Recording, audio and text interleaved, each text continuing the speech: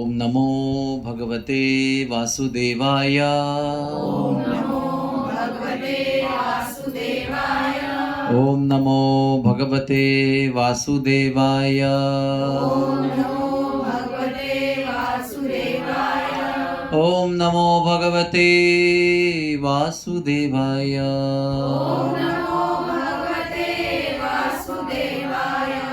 नारायणं नमस्कृत्य नारायणं नमस्कृत्य नरं चैव नरोत्तमं नरं चैव नरोत्तमं देवीं सरस्वतीं व्यासं देवीं सरस्वतीं व्यासं ततो जयमुदीरये। ततो जयमुदीरये। नष्टप्रायेषु अभद्रेषु नष्टप्रायेषु भद्रेषु नित्यं भागवत सेवया नित्यं भागवत सेवया भगवतीरुत्तमश्लोके भगवती उत्तमश्लोके भक्तिर्भवति नैष्टिकी। भक्तिर्भवति नैष्टिकी।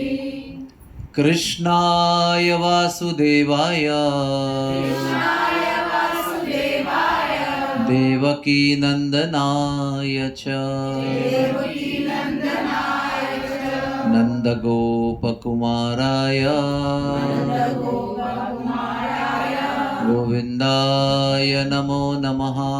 गोविन्दाय नमो नमः। हरे कृष्णा हरे कृष्णा कृष्ण कृष्ण हरे हरे कृष्ण कृष्ण हरे हरे हरे राम हरे राम हरे राम हरे राम राम राम हरे हरे। राम राम हरे हरे। श्री जगन्नाथ बलदेव सुभद्रा माई की जय। श्री श्री राधा मदन मोहन जी भगवान की जय। श्री श्री गौर निताई की जय। सीताराम लक्ष्मण हनुमान जी की जय। श्रीला प्रभुपाद की जय। हरि बोल। Thank you very much. Hare Krishna Hare Krishna. Thank you.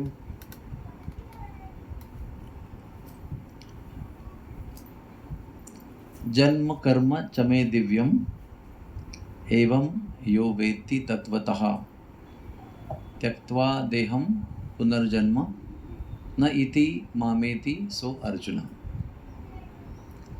भगवान भगवद गीता में बताते हैं और हमारे श्रील प्रभुपाद जी कहते हैं कि ये भगवद गीता का सबसे इम्पोर्टेंट श्लोक है, क्योंकि इसमें भगवान की दिव्यता और हमारी मुक्ति दोनों का उल्लेख किया गया है। इन शॉर्ट एक संक्षेप में पूरा सार बता दिया है। भगवान अवतार लेते हैं और भगवान कुछ लीला करते हैं, जिसे इसमें जन्म और कर्म बताया है। लेकिन भगवान के कार्यों को कर्म नहीं कहते हैं, क्योंकि कर्म वो होते हैं जो फल के द्वारा बद्ध हो जाते हैं, लेकिन भगवान के कोई कार्य कर्मों के फल के द्वारा बद्ध नहीं होते। भगवान लीला करते हैं, हम लोग लीला नहीं करते हैं। हम लोग कर्म करते हैं और फिर कर्म के फल में बंध जाते हैं, और कर्म के फल के अनुसार फिर यहाँ जाते हैं, वहाँ जाते हैं, यहाँ जन्म लेते हैं, वहाँ जन्म लेते हैं। इतना धन मिलता है, उतना विद्या मिलती है। अलग अलग लोगों का अलग अलग कर्मों का हिसाब है। लेकिन भगवान स्वेच्छा से आते हैं, स्वेच्छा से जाते हैं, और बीच में जाने और आने के बीच में जो करते हैं वो भी स्वेच्छा से करते हैं। उसको लीला कहते हैं, जिससे सभी जीवों का कल्याण होता है, सभी जीवों को आनंद प्राप्ति होती है। तो ये एक पार्ट हो गया, जन्म कर्म च मे दिव्यम एवं यो वेत्ति तत्वतः। इसका अर्थ हो गया कि एवं यानी इसको, यो वेत्ति यानी जानता है। कैसे? तत्वतः, एज इट इज। जो इस सत्य को एज इट इज जानता है। यहाँ तक पहला श्लोक है। और दूसरा पार्ट क्या है कि जो इसको तत्वतः जानता है वो दोबारा इस दुनिया में जन्म नहीं लेता। ये ज़्यादा इम्पोर्टेंट है। भगवान तो अपने आप में, आप जानो या ना जानो, वो तो दिव्य है ही, समझो आपको पता ही नहीं है। एवं यो वेत्ति न तत्वतः, आपको पता ही नहीं, या एवं न वेत्ति फिर भी उनकी दिव्यता कम या नष्ट नहीं होती है। लेकिन अगर उनके अवतरण की, आने की और उनके लीलाओं की दिव्यता हमको जैसे है वैसे तत्वतः समझ में आती है तो हम दोबारा यहाँ पर नहीं आएंगे। क्या बुराई यहाँ पर है? सब तो अच्छा है, खाना पीना, रहना, कपड़ा, जॉब, परिवार। लेकिन जो मृत्यु होती है उसका क्या? जितना आपको अच्छा लगेगा उतना ही आपको एक दिन छोड़ के जाना पड़ेगा। अच्छा लगे बुरा लगे, जाना तो है ही। कोई भी नहीं छूटा है। सबसे धनवान व्यक्ति, सबसे रूपवान व्यक्ति, सबसे विद्यावान व्यक्ति, सबसे कीर्तिवान व्यक्ति, सबको जाना है, सबको जाना है। ये सबसे बड़ी बात है। और ऊपर से जब तक जीना है, अभी जाने का समय नहीं आया, जब तक जीना है तब तक क्या है? बीमारी आती रहने वाली है। ऊपर से बुढ़ापा आएगा एक दिन। हाँ, अभी 2 सीढ़ी चढ़ सकते हैं, बाद में चढ़ ही नहीं सकते। अभी कल किसको मिला था, नाम पूछा था, अभी आज याद ही नहीं आ रहा है किसको मिला था। स्मृति नष्ट हो जाएगी, आरोग्य नष्ट हो जाएगा, यौवन नष्ट हो जाएगा, विद्या नष्ट हो जाएंगी, सब भूल जाएंगे, जर्जर हो जाएंगे। उसका भी एक कष्ट है। जैसे हम चुस्त थे 20 साल की उम्र में, अभी नहीं उतने चुस्त हैं। सौंदर्य भी खत्म हो रहा है, यौवन भी खत्म हो रहा है। तो वो हमारे आने और हमारे जाने के बीच में बहुत सारी गड़बड़ है। आपको लगता है कि अपना मेरा अभी समझो, मेरा ये किस्सा ले लो, मुझे प्रवचन देना है। हाँ, एक्चुअली क्या हो बताता हूँ आपको। मुझे दिल्ली में एक प्रवचन था मेरा, और मैंने मंदिर में गोपीनाथ में लेक्चर दिया और पानी लेने को भूल गया। रास्ते में आधी बोतल पानी चाहिए ना सफ़र में, क्योंकि मेरा लेक्चर दूसरा थाने में था, तो मुझे चौपाटी से थाने जाना था और पानी लेना मैं भूल गया। तो मुझे ना एक खट्टी डकार आई। वो जो एसिड है वो मेरे गले तक आया और मुझे 1 घंटा थाने पहुंचने तक पानी नहीं मिला, तो मेरा गला खराब हो गया। अभी जो वक्ता होता है ना, बोलने वाला, उसका सारा जीवन जो है वो गले पर डिपेंड होता है। तो मेरा गला खराब हो गया। फिर मैंने ठाणे में एक लेक्चर दिया, फिर दिल्ली में एक लेक्चर दिया। इस प्रकार से मैंने उसी गले में लेक्चर दिए। तो हम सोचते कुछ है और होता कुछ है, चाहते कुछ है और होता कुछ है। भगवान की दया से गला बंद नहीं हुआ दिल्ली के लेक्चर में, क्योंकि वो इंटरनेशनल कॉन्फ्रेंस थी। तो मैं आपको ये क्यों बता रहा हूँ कि हम कुछ भी होंगे, चाहे प्रसिद्ध होंगे नहीं होंगे, बड़े होंगे, बहुत कीर्तिमान होंगे नहीं होंगे, लेकिन ये सारी समस्याएं हमारे जीवन में आती ही रहती है। उसको टाल नहीं सकते, टाल नहीं सकते। तो इसलिए ये किस प्रश्न का उत्तर दे रहा हूँ कि यहाँ से जाना क्यों है, क्या ज़रूरत है, इसका उत्तर दे रहा हूँ। क्योंकि यहाँ पर आप नहीं जाना चाहोगे तो भी जाना पड़ेगा, और जब तक नहीं जाओगे तब तक सफरिंग भी होता रहेगा, क्योंकि ये हमारा घर नहीं है। This is not our house. हम लोग यहाँ पर परदेसी हैं, किसी गलत जगह पर आए। जैसे जेल हमारा घर नहीं होता है, हमारा घर जेल के बाहर होता है, सिटी में होता है। जेल में केवल रहना नहीं पड़ता है, पनिशमेंट भी होती है, सज़ा भी मिलती है जो कष्ट वाली होती है। तो वैसे हम लोग यहाँ सज़ा काट रहे हैं, जन्म की, मृत्यु की, बीमारी की, बुढ़ापे की।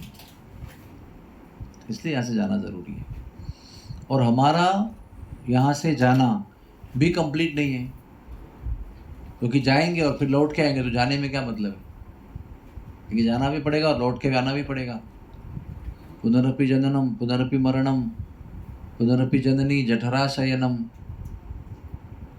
जो जन्म लेता है उसको मरना है, और जो मरता है वो फिर माता के गर्भ में आता है। तो करना क्या है फिर? सफरिंग ही सफरिंग है। इसलिए केवल जाना इम्पोर्टेंट नहीं है, जाने के बाद न लौटना ज़्यादा इम्पोर्टेंट है। यद गत्वा न निवर्तन्ते तद धामम परमम मम। एक ऐसा डेस्टिनेशन है, अगर वहाँ जाएंगे तो रिटर्न टिकट नहीं मिलेगा, ओनली वन वे टिकट। लेकिन उस स्थान के अलावा कहीं भी जाएंगे तो रिटर्न टिकट निकालना ही पड़ेगा। You have to come back. ये सबकी रियलिटी है, और उसको आसान करने के लिए भगवान आते हैं, अवतारित होते हैं, लीला करते हैं, और हम सब लोगों को उनकी दिव्यता, उनकी लीलाओं की दिव्यता समझने का मौका देते हैं। तो कितना आसान बना दिया। अगर आपको समझ में आया कि दिव्य है, मटेरियल नहीं है, तो वही आपके लिए भगवत धाम जाने के लिए पर्याप्त है, मोर देन इनफ। क्योंकि उन्होंने ही बताया ना फॉर्मूला। जो हमें उनके धाम में एंट्री देने वाले हैं वही हमको बता रहे हैं कि कैसे एंट्री लेनी है। हरे कृष्णा कृष्ण कृष्ण हरे हरे, हरे राम राम राम हरे हरे। तो इसलिए मैं आज आपको प्रभु रामचंद्र के जन्म की कहानी बताऊंगा। प्रभु रामचंद्र ने कैसे अवतार लिया। सबसे पहले हमको पता होना चाहिए कि भगवान विष्णु के 10 अवतार हैं। वो 10 अवतार तो स्वयं विष्णु ही है, सभी विष्णु हैं, सभी, ऐसा कुछ ज़्यादा इम्पोर्टेंट कम इम्पोर्टेंट नहीं है। फिर भी उसमें से 3 जो अवतार हैं उसको बहुत ज़्यादा महत्व दिया गया है। कृष्ण अवतार नहीं है, ध्यान रखना। कृष्ण विष्णु के 10 अवतार में नहीं आते, ये सबसे बड़ी गलतफहमी है। कृष्ण अवतारी है, कृष्ण से अवतार निकलते हैं, कृष्ण अवतार नहीं है। लेकिन मत्स्य, कूर्म, वराह, नरसिम्हा, ये सब अवतार है उनके। उसमें नरसिम्हा, राम और वामन, ये 3 अवतार जो है ना, ये महत्वपूर्ण माने गए हैं, और उनके लिए हम उपवास भी करते हैं जब उनका अवतार समय आता है। देखो, मत्स्य के लिए उपवास नहीं करते हम, कूर्म के लिए उपवास नहीं करते, वराह के लिए भी नहीं करते। वराह के लिए द्वादशी का उपवास करते हैं, महाव्यंजुला द्वादशी।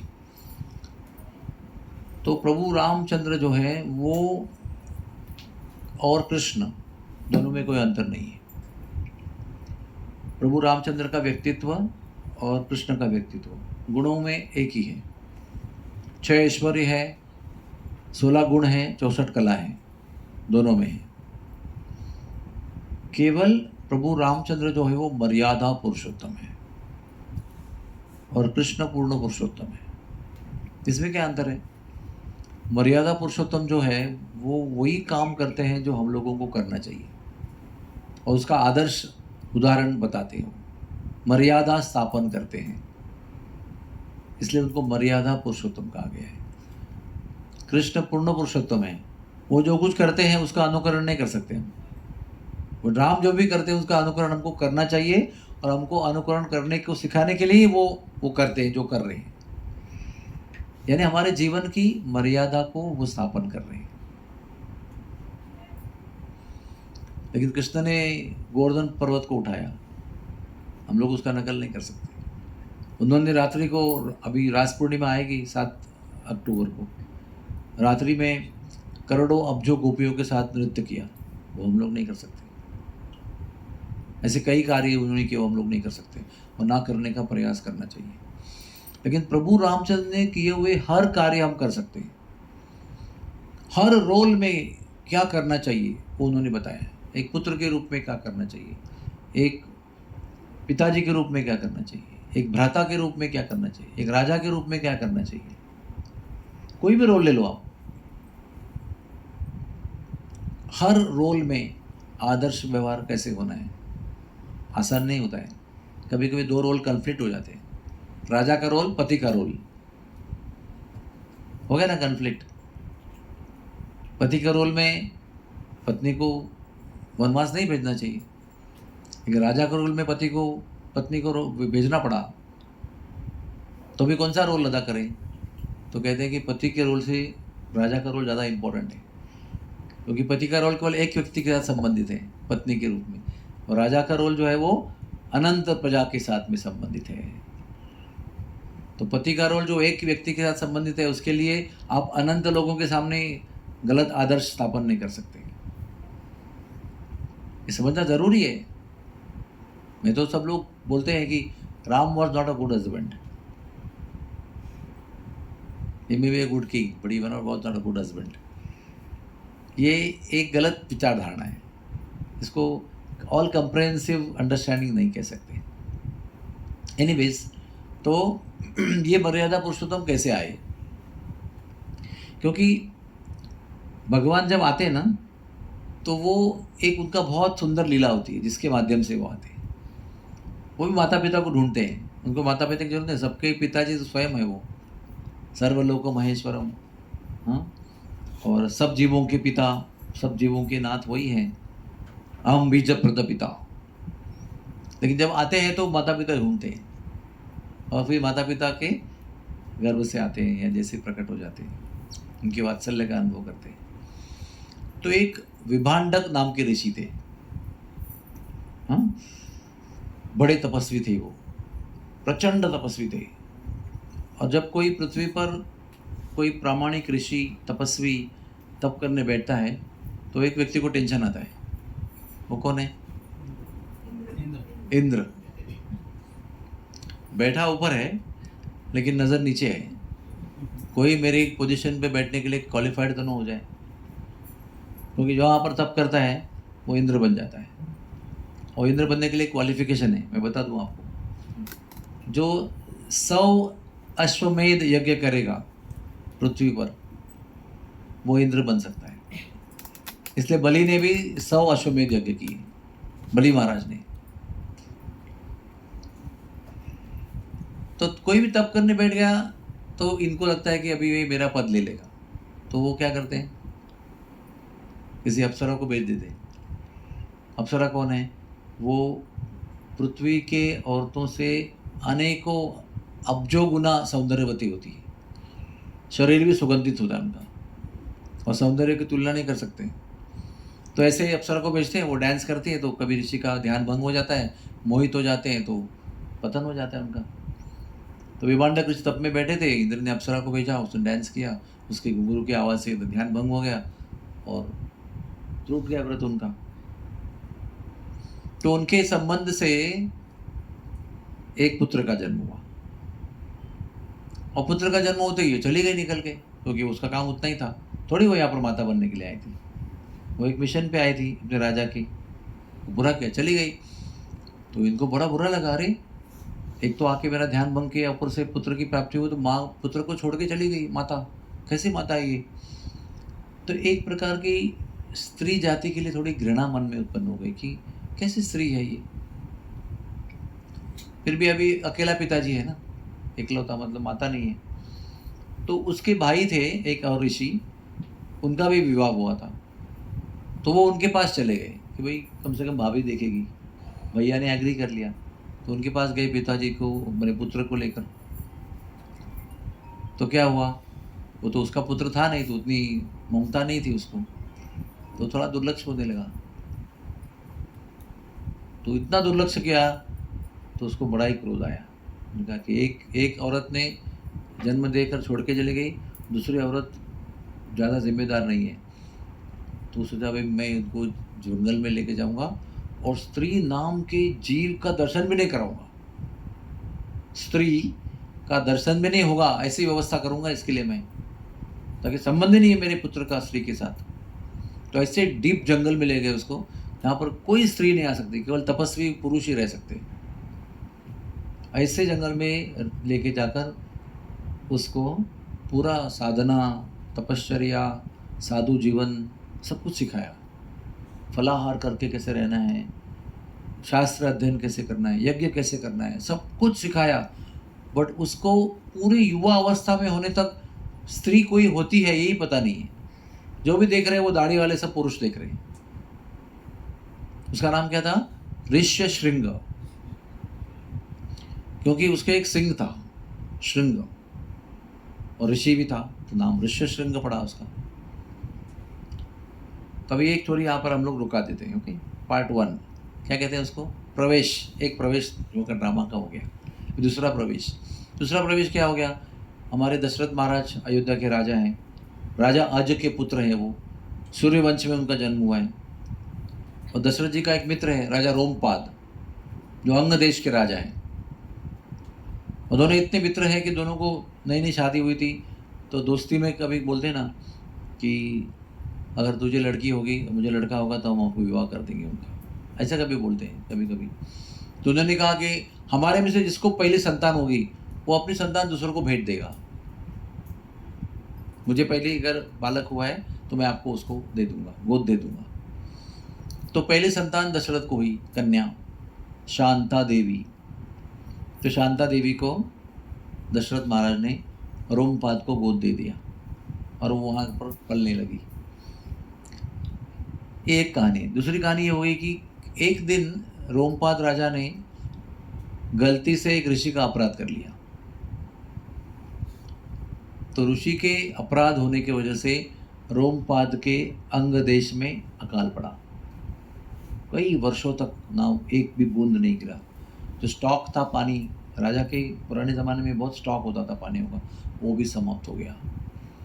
सब हलचल मच गई सब जगह पर।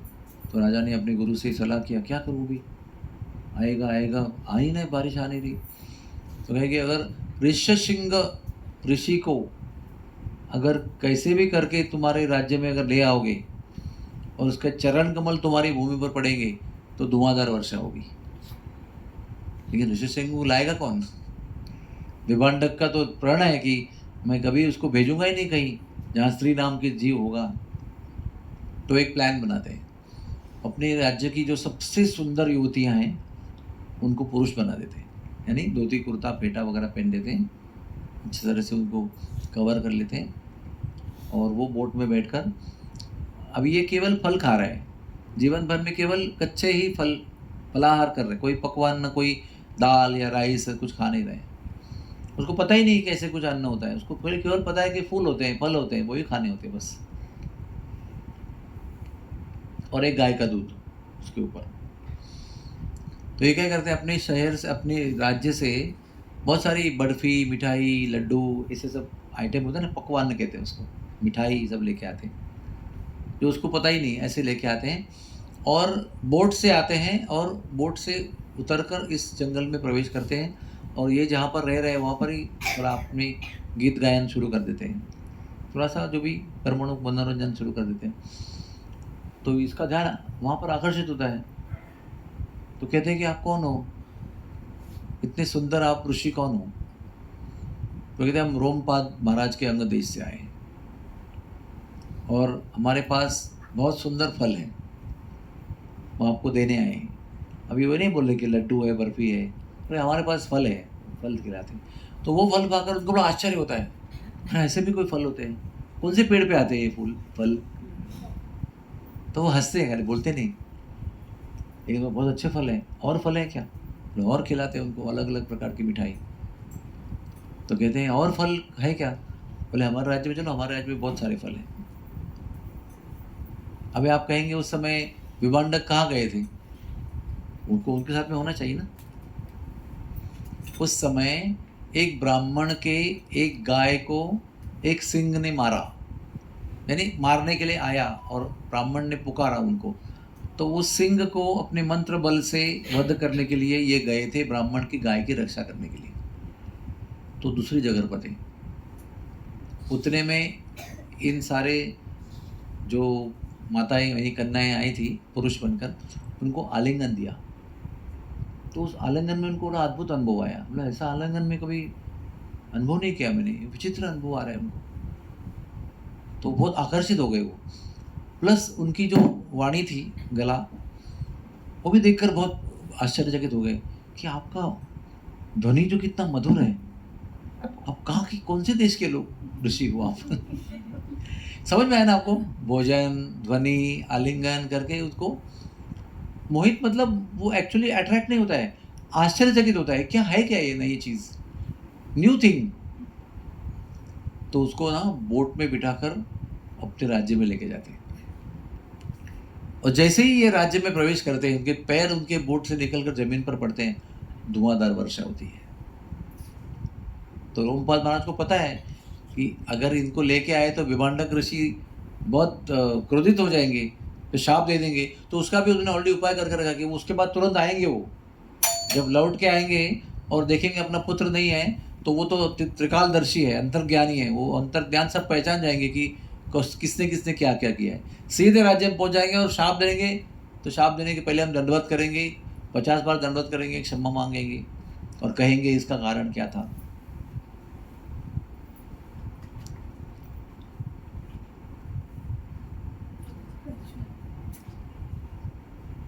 राधे श्याम। तो आए वो कुछ समय के बाद, तो उन्होंने पहले से ही तय किया था, बार बार दंडवत प्रणाम किया, क्षमा याचना की, कारण सुनाया। तो उन्होंने फिर शांत करके क्षमा कर दिया। फिर उन्होंने और एक प्रस्ताव रखा कि हमारी कन्या के साथ में तुम्हारे पुत्र का विवाह किया जाए। तो वो भी राजी हो गए और विभांडक के आशीर्वाद से ऋष्यशृंग का शांता के साथ में विवाह हो गया। Okay, part 2। पार्ट 3, अभी दशरथ महाराज का विवाह हुआ कौशल्या के साथ। कौशल देश की कन्या, बहुत सुंदर। कैकेयी देश की कन्या कैकेयी और सुमित्रा के साथ विवाह हुआ। और जब परशुराम जी ने अवतार लिया था ना, परशुराम जी का अवतार राम जी के अवतार के पहले हुआ है ना। और परशुराम जी का अवतार क्षत्रियों का, उद्दंड क्षत्रियों का संहार करने के लिए हुआ था। उन्होंने 21 बार पृथ्वी की प्रदक्षिणा की और क्षत्रियों का वध किया अपने परशु से। लेकिन 3 लोगों को उसमें डिस्काउंट था मरने से बचने के लिए। ध्यान से सुनिए, अगर कोई विवाह करता होगा, उसका विवाह संस्कार चल रहा होगा, तो वो उनको नहीं मारते थे। अगर कोई यज्ञ करता होगा, यज्ञ कर रहा है, ऑलरेडी यज्ञ इज गोइंग ऑन, तो यज्ञ में बैठे हुए राजा को नहीं मारते थे वो। और एक बहुत फनी कंडीशन थी, नारी कवच। आप सभी अभी स्त्रियां बैठी ना, समझो आपस में गोल बैठेंगी और कोई पुरुष उसके बीच में बैठ जाएगा। सारे स्त्रियों ने कवच बना के रखा है उसको, तो क्या हो गया, वो नारी कवच हो गया।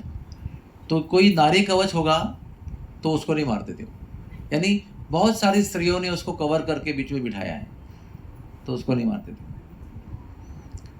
लेकिन अयोध्या के पास से वो जितनी बार गुजरे परशुराम जी संहार करते हुए, तो क्या हुआ, दशरथ महाराज ने एक एक और विवाह किया।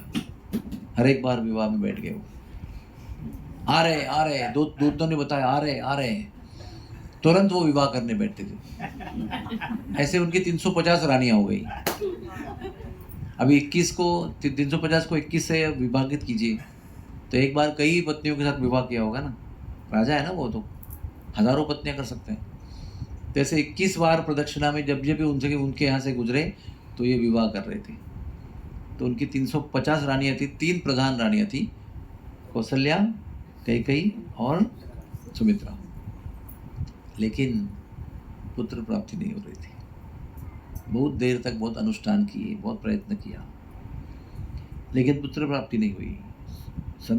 कन्या प्राप्ति हुई है, लेकिन राजा को तो पुत्र चाहिए ना आगे राज्य चलाने के लिए। तो वशिष्ठ मुनि से सलाह की, तो वशिष्ठ मुनि ने बताया कि ऋष्यशृंग मुनि से, ऋषि से अगर आप पुत्र कामेष्टि यज्ञ कराओगे तो आपको पुत्र प्राप्ति हो सकती है। पुत्र कामेष्टि यज्ञ के पहले अश्वमेध यज्ञ करना पड़ता है। पहले अश्वमेध यज्ञ करो, वो संपन्न होगा, फिर पुत्र कामेष्टि करो, फिर संतान प्राप्त होगी। तो फिर वो तो उनके मित्र ही थे, उनके जवाई थे, अभी उनकी पुत्री के पति बन गए ना वो। तो उनके पास गए, उन्होंने विनती की, उन्होंने कहा ठीक है माते हैं। और अभी पुत्र कामेष्टि यज्ञ चल रहा है। कितना पार्ट हो गया? पार्ट 3। अभी पार्ट 4। पार्ट 4 ये है कि राम के या दशरथ के जन्म होने के कई हजारों साल पहले रावण का जन्म हुआ था। रावण बहुत बुजुर्ग था, वैसे शक्तिशाली था, जवान दिखता था, लेकिन बहुत राम से कई हजारों साल बुजुर्ग था वो। उसका जन्म कैसे हुआ? वो आप कभी नेपाल गए हो क्या? नेपाल में एक पोखरा नाम का स्थान है। वो पोखरा नाम के स्थान आगे जाएंगे तो पर्वत है, वहाँ पर बहुत माउंटेन्स है। वो माउंटेन के ऊपर एक आश्रम है, पुलत्स्य मुनि आश्रम। वो रावण की जन्मस्थली है। वो पुलत्स्य मुनि जो थे, उनके पुत्र थे विश्रवा मुनि। तो विश्रवा मुनि की 2 पत्नियां थी। एक पत्नी से उनको कुबेर की प्राप्ति हुई, कुबेर को जन्म दिया उन्होंने। और कुबेर जब भी जन्म लिया तो कुबेर ने जन्म से ही लक्ष्मी की तपस्या की, बहुत जोरदार, लक्ष्मी को प्रसन्न कराया। तो लक्ष्मी ने उनको आशीर्वाद दिया कि आप धन से मालामाल हो जाओगे, सारे देवताओं का धन आपके पास, आपकी तिजोरी में रहेगा, यानी आप उसके कस्टोडियन रहोगे, और आप स्वयं भी बहुत धनवान होंगे। और क्या कहते हैं उसको, कोषाध्यक्ष देवताओं के आप रहोगे, यानी देवताओं का बैंक के चीफ मैनेजर आप रहोगे, ट्रेजरर। ओके। ऊपर से आपको जाने आने के लिए विमान भेंट दे रही हूँ, पुष्पक विमान। पुष्पक विमान कैसे होता है पता है आपको? एक तो जिसका विमान वो है, उसके मन में जो भी इच्छा होगी वो पूर्ण करेगा, वो मन की गति से चलेगा। और जितने लोग होंगे, समझो आपके पास 100 लोग हैं तो 100 लोग के साइज का बनेगा। वो 1000 हो गए तो 1000 के साइज का बनेगा। 1 करोड़ हो गए तो 1 करोड़ साइज एक्सपांड हो जाएगा वो। कोई ऐसा नहीं कि हाउसफुल हो गया, अभी फ्लाइट फुल हो गया। 340 सीट इंटू 6 कितने होते हैं? 240 ना। 300 जनरली एक फ्लाइट का होता है, एयरबस 320। फुल हो गया तो फुल हो गया, अभी तो डबल सीट नहीं कर सकते। लेकिन इसमें आपको जितने लोग होंगे और मालिक की इच्छा होगी ले लो इनको, तो विमान एक्सपांड हो जाएगा। और वो ऊपर ओपन एयर रहेगा, उसके अंदर झरने भी होंगे, उसके अंदर बगीचा भी होगा, उसके अंदर बिल्डिंग भी होगी, उसके अंदर नदी भी होगी। ऐसा विमान कभी होता है क्या? देखा है आपने? तो ऑक्सीजन का चेंबर होता है पूरा, एक टेम्परेचर, एक प्रेशर, एक एयर प्रेशर टेम्परेचर करके आपको 36,000 फुट में उड़ाते हैं। खोल देंगे तो बाहर -47। तो ऐसे ही लिमिटेड चेंबर होता है, सबकी हवा आपको लेनी पड़ती है, कार्बन डाइऑक्साइड। ये ओपन एयर विमान है, उसका क्या गुण गाया जाए, तो ऐसा विमान भी दे दिया उसको। उसकी दूसरी पत्नी थी विश्रवा की, उसका नाम है केकशी शायद, हाँ केकशी। उसको 4 पुत्र हुए, रावण, कुंभकर्ण, विभीषण और शूर्पणखा। तो एक दिन अपने पिताजी को पुष्पक विमान में बैठकर कुबेर जी मिलने आए, उस पहाड़ में जहाँ नेपाल में आज है वो। तो जैसे वो आए ना, अभी कोई हेलीकॉप्टर से उतरता तो कितना लगता है, बाप क्या वाह क्या शान है। हेलीकॉप्टर घूमते रहता है, उसके पट्टे ऊपर से और नीचे से उतरता है एकदम, और आगे पीछे पुलिस जैसे होता है ना, उसको देख के आपके मन में एकदम सम्मान हो जाएगा, बाप रे कितना बड़ा आदमी होगा ये, हेलीकॉप्टर से उतर रहा है। तो हेलीकॉप्टर क्या चीज़ है, इतना शोर बचाती है वो नीचे खड़े होकर तो बात नहीं कर सकते। जो पुष्पक विमान है, कोई आवाज़ नहीं, ध्वनि नहीं, कुछ नहीं, इतना सुंदर विमान से उतरे, और इतने चमकते हुए तेजस्वी पुरुष, इतने ऐश्वर्य संपन्न, इतना अलंकार पहने हुए, इतना तेज के साथ में एकदम इत्मीनान से उतरे। और पिताजी के पास गए, कुछ सलाह मशवरा किया, कुछ बातचीत की, फलाहार किया, चले गए, माताओं को प्रणाम किया, चले गए। ये देखकर कैकशी के मन में इतना द्वेष उत्पन्न हुआ कि मेरी सौतेली जो सौतन जो है, उसका पुत्र जो इतना कीर्तिमान, इतना शक्तिमान, इतना ऐश्वर्यवान, इतना सम्मान वाला, और मेरे पुत्र अभी तो जंगल में रह रहे, ऋषि पुत्र बनकर। वो जैसे ही गया, चारों को बुलाया, इतना गाली दिया उनको, यूजलेस पीपल, हम लोगों को कुछ ज्ञान नहीं है, कुछ तप नहीं है, कुछ प्राप्ति नहीं है, कुछ कीर्ति नहीं, कुछ विद्या नहीं है, कुछ नहीं तुम्हारे पास, जाओ यहाँ से, निकलो और तप करके प्राप्ति करो, कुछ जीवन में कुछ बनो। ऐसे करके माता ने द्वेष से उकसाया उसको। तो जड़ क्या थी? कुबेर का ऐश्वर्य और कुबेर का पुष्पक विमान और उसका सम्मान। इसके ऊपर उसके ऊपर वो तप करने चले गए ब्रह्मा जी के लिए। बहुत भयंकर तप किया, ब्रह्मा जी को प्रसन्न किया, और ब्रह्मा जी ने फिर वरदान देना शुरू कर दिया। जब कोई भी तप ईर्ष्या के द्वारा या कोई भौतिक हेतु के द्वारा, कोई स्वार्थ के द्वारा होता है ना, तो देवताओं को मजबूरी में आना पड़ता है। जब भक्त तप करते हैं तो वो प्रसन्न होकर आते हैं। लेकिन जब रावण की तपस्या आगे बढ़ने लगी तो देवताओं ने कहा, बाप रे, और तपस्या करेगा तो अमर हो जाएगा, आप जाओ, पहले दर्शन दो, रोको उसको, कम से कम वरदान मिलेगा तो तपस्या रुक जाएगी ना कम से कम। हिरण्यकशिपु को ऐसा ही था। ब्रह्मा जी को बोला गया, जाओ भी, आप जाओ, उसके सर से इतनी अग्नि निकल रही है कि सारे 14 लोग जल रहे हैं उसके। वो कहाँ तप कर रहा है पृथ्वी पर, हम कहाँ बैठे हैं स्वर्ग में, हमारे यहाँ पर वो अग्नि की आँच आ रही है, हम लोग बैठ नहीं सकते हैं, इतनी गर्मी हो रही है, जल जाएंगे हम लोग, जाओ ब्रह्मा जी जाओ। तो ब्रह्मा जी गए, फिर जो भी है, जो आप जानते हो क्या हुआ। तो रावण के लिए आए तो रावण ने ऐसा वरदान मांगा, कुछ बचा ही नहीं मांगने के लिए, और सब सिद्धियाँ मांग ली, सब कुछ मांग लिया, हर चीज़ जो मांग सकते हैं वो मांग लिया। शस्त्र, अस्त्र, बल, विजय, कीर्ति, और आपके द्वारा निर्मित कोई जीव से हमारा मृत्यु नहीं होनी चाहिए, एक्सेप्ट मनुष्य और वानर, क्योंकि उनका घर की तो हम लोग खाते हैं ब्रेकफास्ट में, उनसे क्या डरना, उनसे क्या अभय मांगना। देवताओं से अभय मांगा।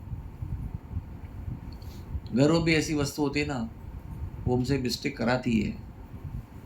गर्विष्ठ आदमी जो गर्व करता है, दंभ या गर्व करता है, वो मिस्टेक करता ही है, क्योंकि दंभ और गर्व से बुद्धि भ्रष्ट हो जाती है।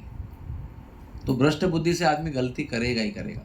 अब मौका तो है कि मनुष्य से भी ना मरूं, प्राणी से भी ना मरूं, लेकिन वो इतना गर्व था, अरे मैं क्या मांगू इनसे, ये तो मेरा ब्रेकफास्ट है, तो नहीं मांगा। फिर कुंभकर्ण का नंबर आया, तो इसके वरदानों की देखो कैसा है ना, ब्रह्मा जी बैठे हुए हैं, दर्शन देकर वरदान दे रहे हैं, लेकिन देवता लोग छुप के सब देख रहे हैं। तो जब इसके वरदान देखे देवता लोगों की एकदम हालत खराब हो गई, अभी ये तो हमारा जीना हराम कर देगा ये। तो जब कुंभकर्ण का नंबर आया तो कान में बोला, ब्रह्मा जी कुछ करो, अभी दूसरा आएगा, अभी वो तो ऐसा ऐसा भयंकर व्यक्ति है कि वो जो दिखेगा उसको खाता है, ऐसी उसकी कैपेसिटी है। तो उसको चाहिए था इंद्रासन, उसके मन में पूछने का इच्छा थी, इंद्रासन यानी इंद्र बनना है उसको। तो उसमें बीच में ब्रह्मा जी को उन्होंने कुछ बोला, तो ब्रह्मा जी ने अपनी पत्नी सरस्वती को बोला, जाके इसके जिह्वा पर बैठ जाओ, उसको डिस्टॉर्ट करो जो भी बोलने वाला है। तो उसको बोलना था इंद्रासन और बोला निद्रासन। समझ में आया आपको? तो जिह्वा पर बैठकर सरस्वती ने उसको टंग ट्विस्ट कर दिया, तो तुरंत उन्हें तथास्तु बोल दिया। तो उसको बड़ा आश्चर्य हुआ, अरे मैंने ऐसा कैसे बोल दिया। बोला जो भी हो गया अभी आपको सोना पड़ेगा। बोले कम से कम एक दिन तो जगने दो साल में। तो ठीक है, एक दिन जगो, जो चाहे वो खाओ। तो वो एक दिन में वो हजारों जानवर खाता था, हजारों पकवान खाता था, दिन भर खाता था, क्योंकि साल भर का उसका, फिर सोता था जाके। उसको एक दिन अपने आप उठता था, लेकिन जब भी उसको युद्ध के लिए उठाया गया तो उसको कई दिन लगे उठाने के लिए। ऐसा भी वरदान होता है कभी। हम लोग मेडिकल में थे ना, तो कभी कभी एग्ज़ाम के लिए इतनी पढ़ाई करते थे। तो मुझे याद है, अभी भी मैं सुबह आज मेरी बेटी को बताया कि फर्स्ट MBBS में मैं पूरे एक महीना एग्ज़ाम के पहले केवल 2 घंटे सोया था हर दिन, 3 to 5 AM only for 30 days। फिर उसके बाद में क्या होता है, ऐसा लगता है कि शनिवार को सो जाऊँ, सोमवार को उठूँ। इतना सोना है कि अभी उठना ही नहीं है। शनिवार रहूँ, सोमवार भी चलेगा, मंगलवार को उठ जाऊँगा, ऐसे इच्छा होती है कभी कभी। इसलिए ऐसा कहा गया है कि इतना थकना भी नहीं चाहिए मनुष्य को। ऐसा एक आदमी पहले थक गया था, उसका नाम है मुचुकुंद। वो इतना थक गया था युद्ध में देवताओं की। युद्ध समाप्त हो गया तो देवताओं ने पूछा, क्या वरदान चाहिए आपको? मैंने कुछ नहीं करना है, सोना है मुझे बस। He was so tired. तो ठीक है, सो जाओ। बोला मुझे और एक वरदान चाहिए, मुझे कोई उठाने को आएगा ना,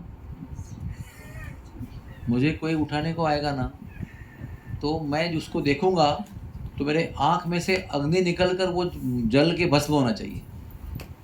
आप लोग अपना कथा का श्रवण को डिस्टर्ब मत करो, आप सुनते रहो, आप सुनते रहो।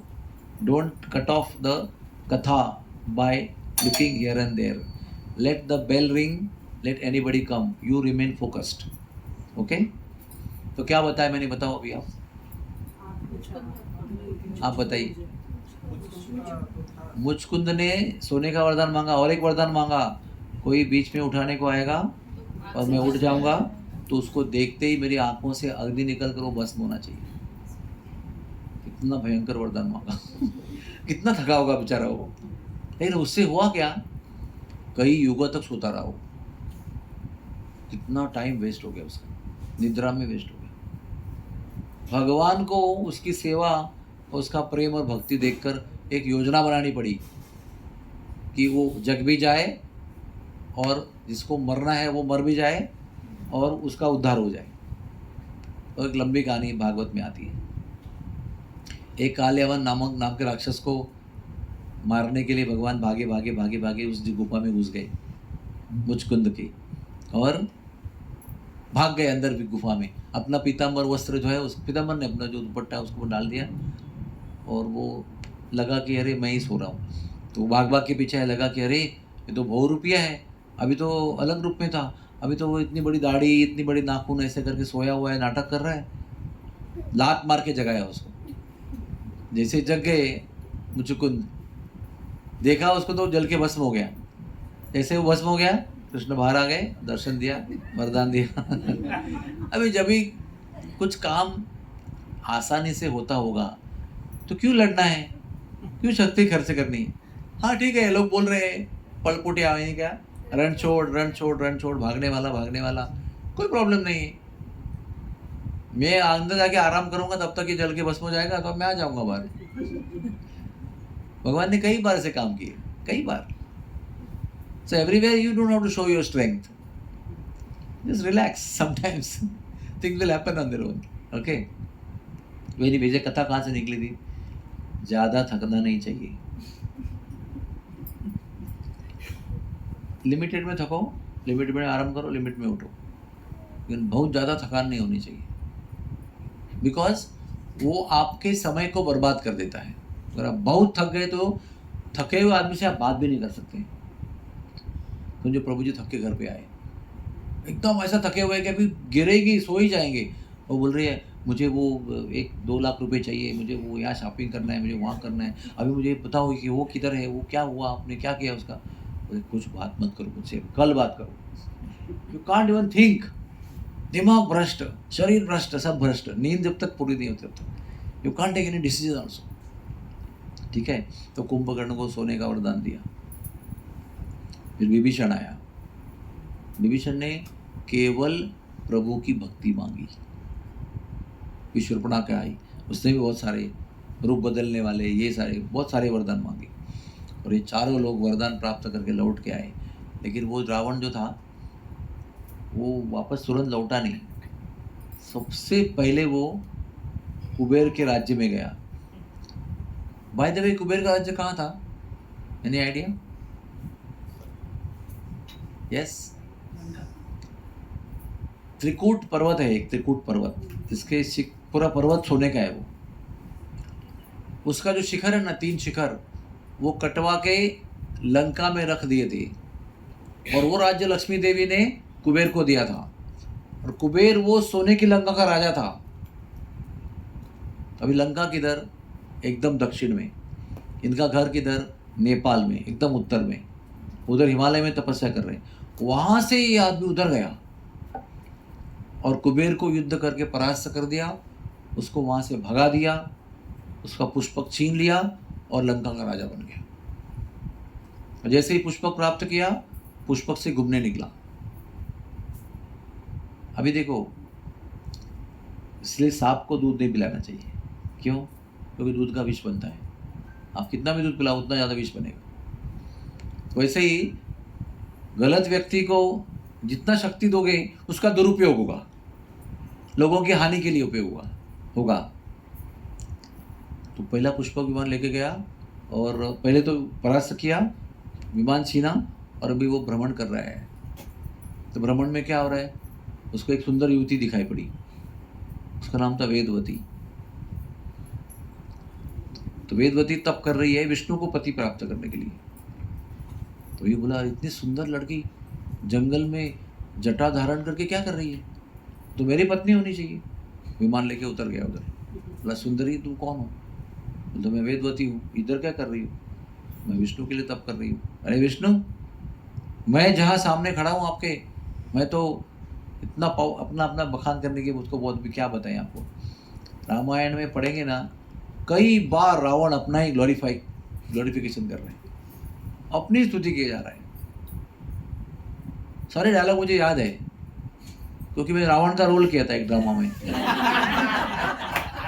मैं त्रिलोक विजयी रावण, कुबेर का सौतेला भाई, अग्नि सूर्य चंद्र तारे सबको मेरे वश में, सूरज चांद मेरी इच्छा से चलते हैं, मैं उनको रोक के रखता हूँ, जब चाहे वर्षा करवाता हूँ, जब चाहे सर्दी करवाता हूँ, जब चाहे ये करवाता हूँ। ऐसे ऐसे बखान करता था। तो बखान शुरू कर दिया उसके सामने। तो वो कहती, नहीं, मेरा मन तो विष्णु के ऊपर है।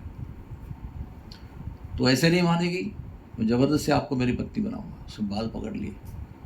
तो इतनी तपस्वी थी वो, इतनी पावरफुल थी। उसने बोला कि मैं तुम्हारे मृत्यु का कारण बनूंगी, ऐसा शाप दिया। अभी उसके हाथ में उसके बाल हैं, तो उसने वो बाल मंत्र से कटवा दिए, यानी अभी उसके हाथ में बाल रह गए। और ऐसा एक मंत्र जपा कि उसके अंदर का अग्नि तत्व प्रज्वलित होकर वो एक क्षण के अंदर भस्म होकर राख बन गई। अभी सुंदर युवती सामने थी, अभी खाली उसके बाल हाथ में है और राख नीचे पड़ी हुई है। तो एकदम आश्चर्यचकित हो गया वो। तो सब ऋषियों को पूछा, क्या करो इस बाल का? बोला, जमीन में गाड़ दो उसको। और उसी से छाया सीता का जन्म हुआ, अग्नि के गोद में। वो वेदवती दोबारा आई, अग्निदेव की पुत्री बनकर। हुबेहू सीता थी वो एक्चुअली, इसलिए उसका नाम है छाया सीता। आगे चला गया रावण, एक शाप तो प्राप्त कर लिया। बोला, ठीक है, क्या है, देखा जाएगा, हु केयर्स, मेरे मृत्यु के कारण कौन बन सकता है, मेरे पास इतने वरदान हैं। उसको कहते हैं मद। मद मतलब क्या है? इतना अहंकार है कि उसको सत्य की पहचान भी नहीं है। इतना लगता है कि कौन मुझे मार सकता है। तो आगे चला गया, स्वर्गलोक चला गया। तो स्वर्गलोक में क्या है, वो है ना, कुबेर के दो पुत्र हैं, मणिग्रीव और नल कुबेर। उसके बीच में मणिग्रीव की जो पत्नी है उसका नाम है रंबा देवी। वो स्वर्ग में से 3-4 अप्सराएं बहुत सौंदर्यवती होती हैं, उसमें से एक है रंबा देवी। वो मणिग्रीव की पत्नी है। वो नदी में स्नान कर रही है, तो ये विमान लेके वहाँ उतरा और आओ ना देखा ताओ, उसको बलात्कार कर दिया। तो वो चिल्लाती रही, पति को पुकारती रही। पति ब्राह्मण है वैसे वो, मणिग्रीव देवता, लेकिन वो सोच रहे हैं कि मेरे पिता जैसे महान पराक्रमी व्यक्ति को अभी अभी इससे परास्त किया है, तो मैं हिम्मत भी नहीं कर सकता आपके सामने जाने की। इसलिए वो कुछ नहीं कर पाया, देखते रह गया, खाली देखते रह गया। लेकिन उसने शाप दे दिया रावण को कि तुम किसी भी स्त्री को उसकी इच्छा के बिना संबंध करने का प्रयास करोगे तो उस समय मर जाओगे। ऐसे उसने भी आगे क्या बताऊं, बहुत लोगों के बहुत शाप प्राप्त किए, फिर लौट के आया। फिर क्या किया, अमरावती पर आक्रमण किया। अमरावती क्या है? महाराष्ट्र वाली नहीं, इंद्र की राजधानी है वो। अमरावती पे हमला किया और सभी देवताओं को परास्त कर दिया। एक एक नाम लो आप, चंद्र, सुंदर, वरुण, वायु, हर एक देवता को परास्त कर दिया। और परास्त किया तो ठीक है, लेकिन सबको पकड़ के बंदी बनाकर लंका लेके आया और एक को कपड़ा धोने का काम दिया, एक को झाड़ू मारने का काम दिया, एक को घोड़े देखने का काम दिया। कहते हैं गणेश जी को घोड़े संभालने का काम दिया, वायुदेव को हाउस कीपिंग का काम दिया। कैसे मालूम है? ऐसा वायु घुमाने का, सब कचरा एकत्र करने का रोज। देखा ना भाई, आपने देखा होगा यूट्यूब में कभी कभी ऐसा ऐसा होता है ना, ऐसा पूरा कचरा चला जाता है, पूरा गाड़ी के ऊपर बहुत धूल पत्ते जमा हो गए तो एक ऐसा घुमाया मशीन तो पूरा साइड में होता है। वैक्यूम, वो तो वैक्यूम सब करता है ना, ये उल्टा लोअर। तो वायु को ऐसा आदेश दिया कि एक भी कचरा मेरे राज्य में होना नहीं चाहिए। तो वायु इज डूइंग हाउस कीपिंग, झाड़ू मारने का काम कर रहे लंका में।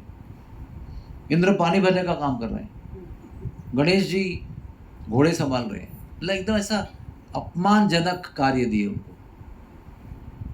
तो राजा है ना, चल झाड़ू मार इधर। मतलब इस प्रकार से अपमानास्पद सबको उन्होंने ट्रीटमेंट दिया। 9 ग्रहों को अरेस्ट कर दिया। 9 ग्रह का काम क्या है? कर्म के अनुसार सबको फल देना। लोग डरते हैं उनको, खास करके शनि, राहु, केतु को।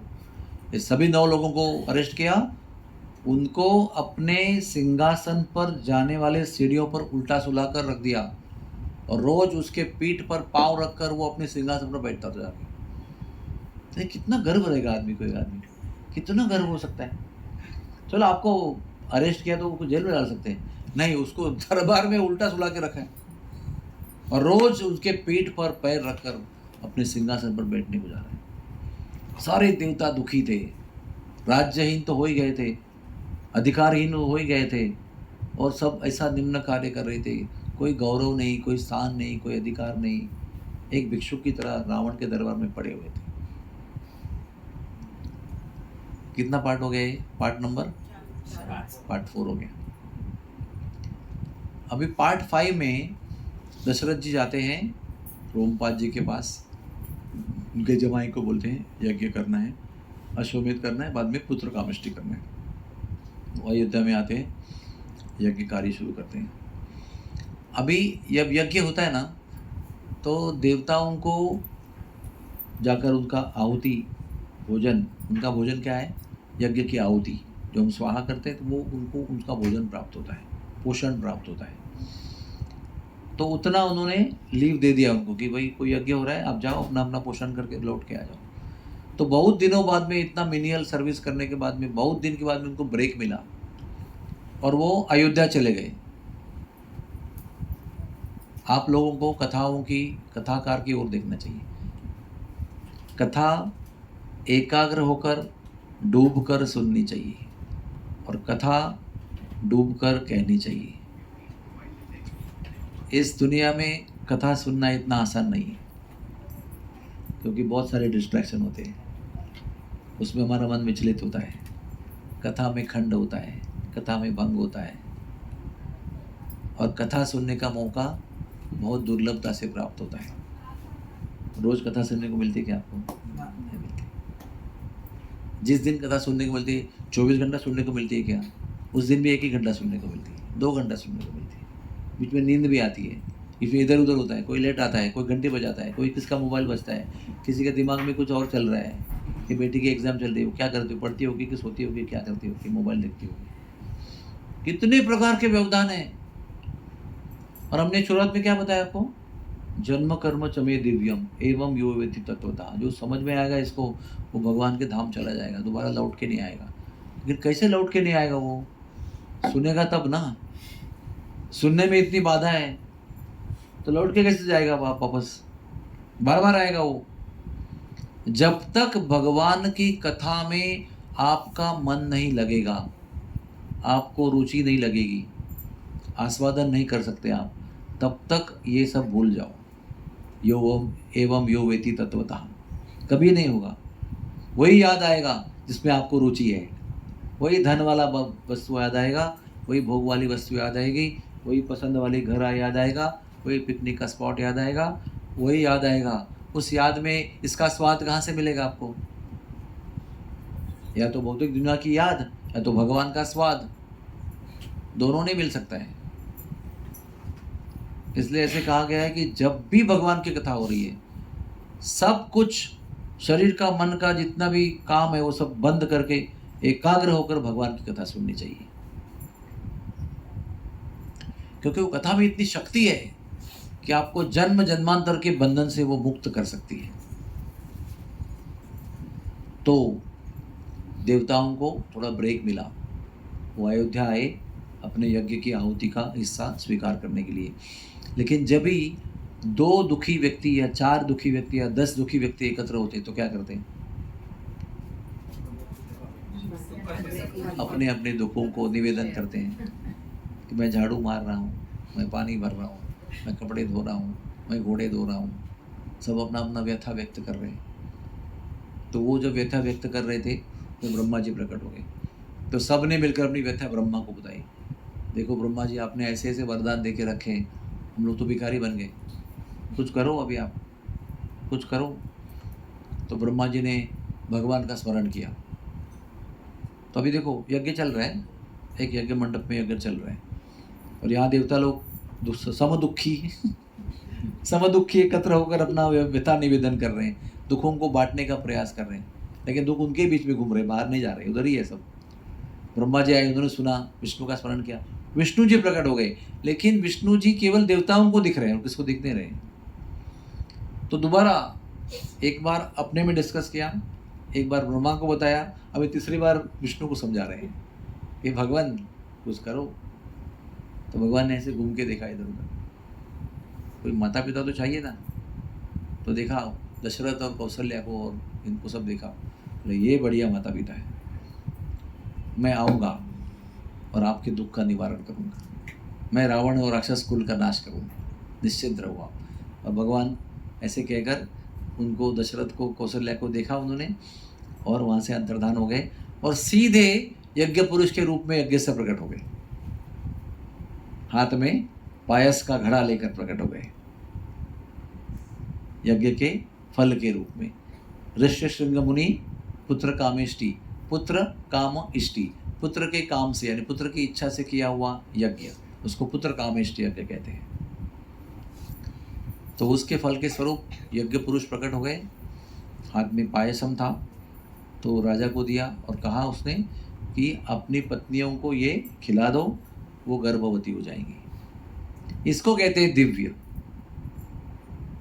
हम सोचते वैसे पुत्र प्राप्ति नहीं हो रही है, हमारा अलग हिसाब किताब है, हमारा अलग मेथड है।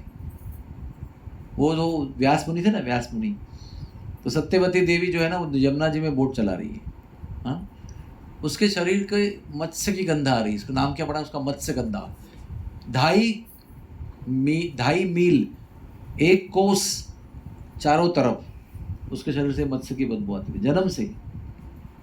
तो पिताजी ने कहा था उसको कि तो संतों की सेवा करो, वैष्णवों की सेवा करो, ये बोट लो और उनको यहाँ से वहाँ जमुना जी में पार करा दो।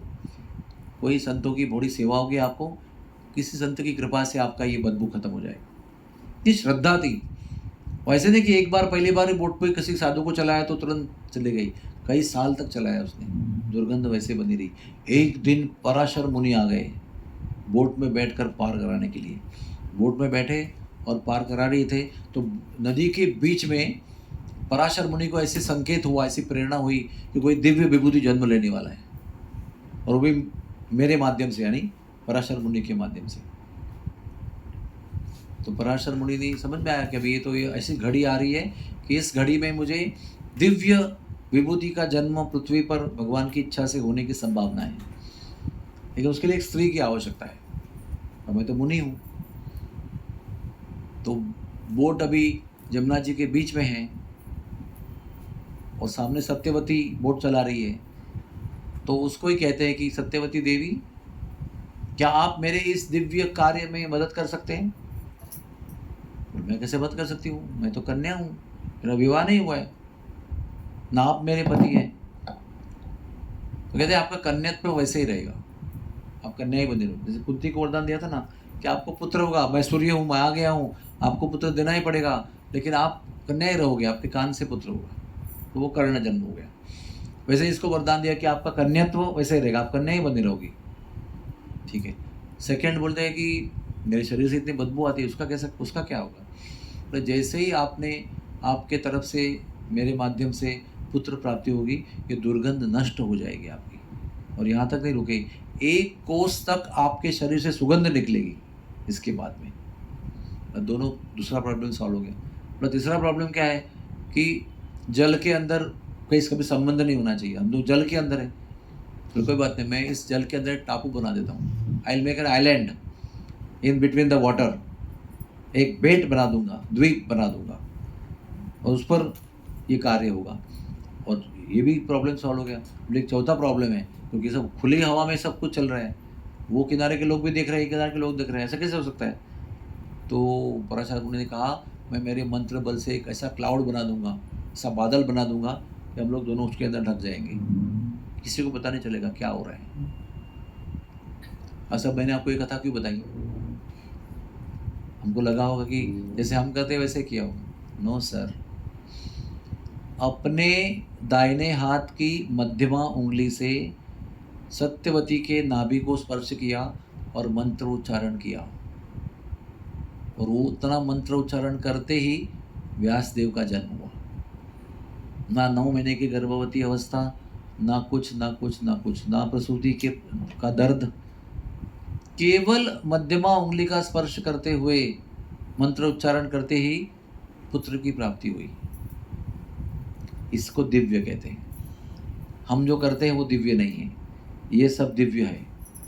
जो प्रकृति के नियम के परे जाकर कुछ काम हो रहा है उसको दिव्य कहते हैं। त्रिगुणों के प्रभाव से आगे जाकर कुछ कार्य हो रहा है, त्रिगुणातीत कार्य हो रहा है, उसको दिव्य कहते हैं। हम लोग सत्वगुण, रजोगुण, तमोगुण के प्रभाव में कुछ ना कुछ करते रहते हैं। हमारे कार्य तीनों के बीच में होते हैं, तो सत्वगुण में कर रहे हैं, तो रजोगुण में कर रहे हैं, तमोगुण में कर रहे हैं, भक्ति में आगे तो दिव्य गुण में कर रहे हैं। लेकिन ऋषि मुनियों का हर कार्य दिव्य गुण में होता है। हम जैसा कार्य करने की उनको आवश्यकता नहीं होती है। तो वो जो बालक था वो सांवले रंग का था, इसलिए उसका नाम कृष्ण रखा गया, श्री कृष्ण। और द्वीप पर जन्म हुआ उसका, इसलिए द्वैपायन नाम पड़ा। तो व्यासदेव का मूल नाम क्या है? श्री कृष्ण द्वैपायन। बॉम्बे का संस्कृत नाम क्या है बताइए? श्री कृष्ण द्वैपायन क्षेत्र, ये मुंबई का नाम है। क्योंकि मुंबई इस बेट पर, आइलैंड पर, द्वीप पर व्यासदेव ने तपस्या की है। बाद में मुंबा देवी का निवास है, इसलिए मुंबई, मुंबा आई। महालक्ष्मी ने भी निवास किया है मुंबई में। मुंबई भी तीर्थ क्षेत्र है, क्योंकि बाण गंगा उसमें विराजमान है। प्रभु रामचंद्र ने बाण मारकर वहाँ पर, लक्ष्मण ने बाण मारकर गंगा जी को निर्माण किया है। अनंत वहाँ पर जल बह रहा है, ना ओवरफ्लो हो रहा है ना अंडरफ्लो हो रहा है, लेकिन उस होल से अभी भी पानी आ रहा है। आप जाओ वाल्केश्वर में दर्शन करो। प्रभु रामचंद्र ने वहाँ पर गायत्री जप किया है उस मीठे जल से, क्योंकि समुद्र का जल खारा था, तो उनको आचमन करने के लिए वहाँ पर सुविधा नहीं थी। लक्ष्मण से कहा, लक्ष्मण गंगा जी को बुलाओ। तो उसने गंगा जी का स्मरण करके मंत्र बोल के बाण मारा, तो पहाड़ में से पानी निकला और बाण गंगा के रूप में तालाब बन गया। उधर उसके किनारे बैठकर प्रभु ने गायत्री जप किया। फिर समुद्र के बालू से शिवलिंग बनाया और उसका पूजन किया, तो उसका नाम क्या है? वालुकेश्वर, जिसको हम वाल्केश्वर कहते हैं। अब बताओ पवित्र क्षेत्र है कि नहीं? परशुराम जी ने इस मुंबई के क्षेत्र में, उपनगर में 108 तीर्थ स्थापन किए हैं, वसई से पालगढ़ तक। इसमें से 40 जो है वो भक्ति वेदांत अस्पताल के हमारे अफसर लोगों ने ढूंढ के निकाले हैं, और पूरे 108 ढूंढने का हमारा प्लानिंग है, और हम लोग किताब भी लिखने वाले हैं। कहने का तात्पर्य क्या है कि मुंबई अभी माया नगरी बनी है, ओरिजिनली माया नगरी नहीं है, वो तीर्थ क्षेत्र है। ये बात सब कहाँ से निकली? पराशर मुनि ने मध्यमा उंगली के स्पर्श से मंत्रोच्चार करके व्यासदेव का जन्म किया। ये बात कहाँ से निकली? यज्ञ पुरुष ने खीर दे दी, पायसम, वो बोला ये पायसम पत्नियों को खिलाओ, वो गर्भवती हो जाएंगी। मैं आपको बार बार एक ही बात समझाने का प्रयास कर रहा हूँ कि दिव्य का मतलब क्या होता है। What is Divya and what is not Divya, that we should understand. तो दशरथ महाराज ने वो कलश अपने ज्येष्ठ पत्नी कौशल्या के हाथ में दिया।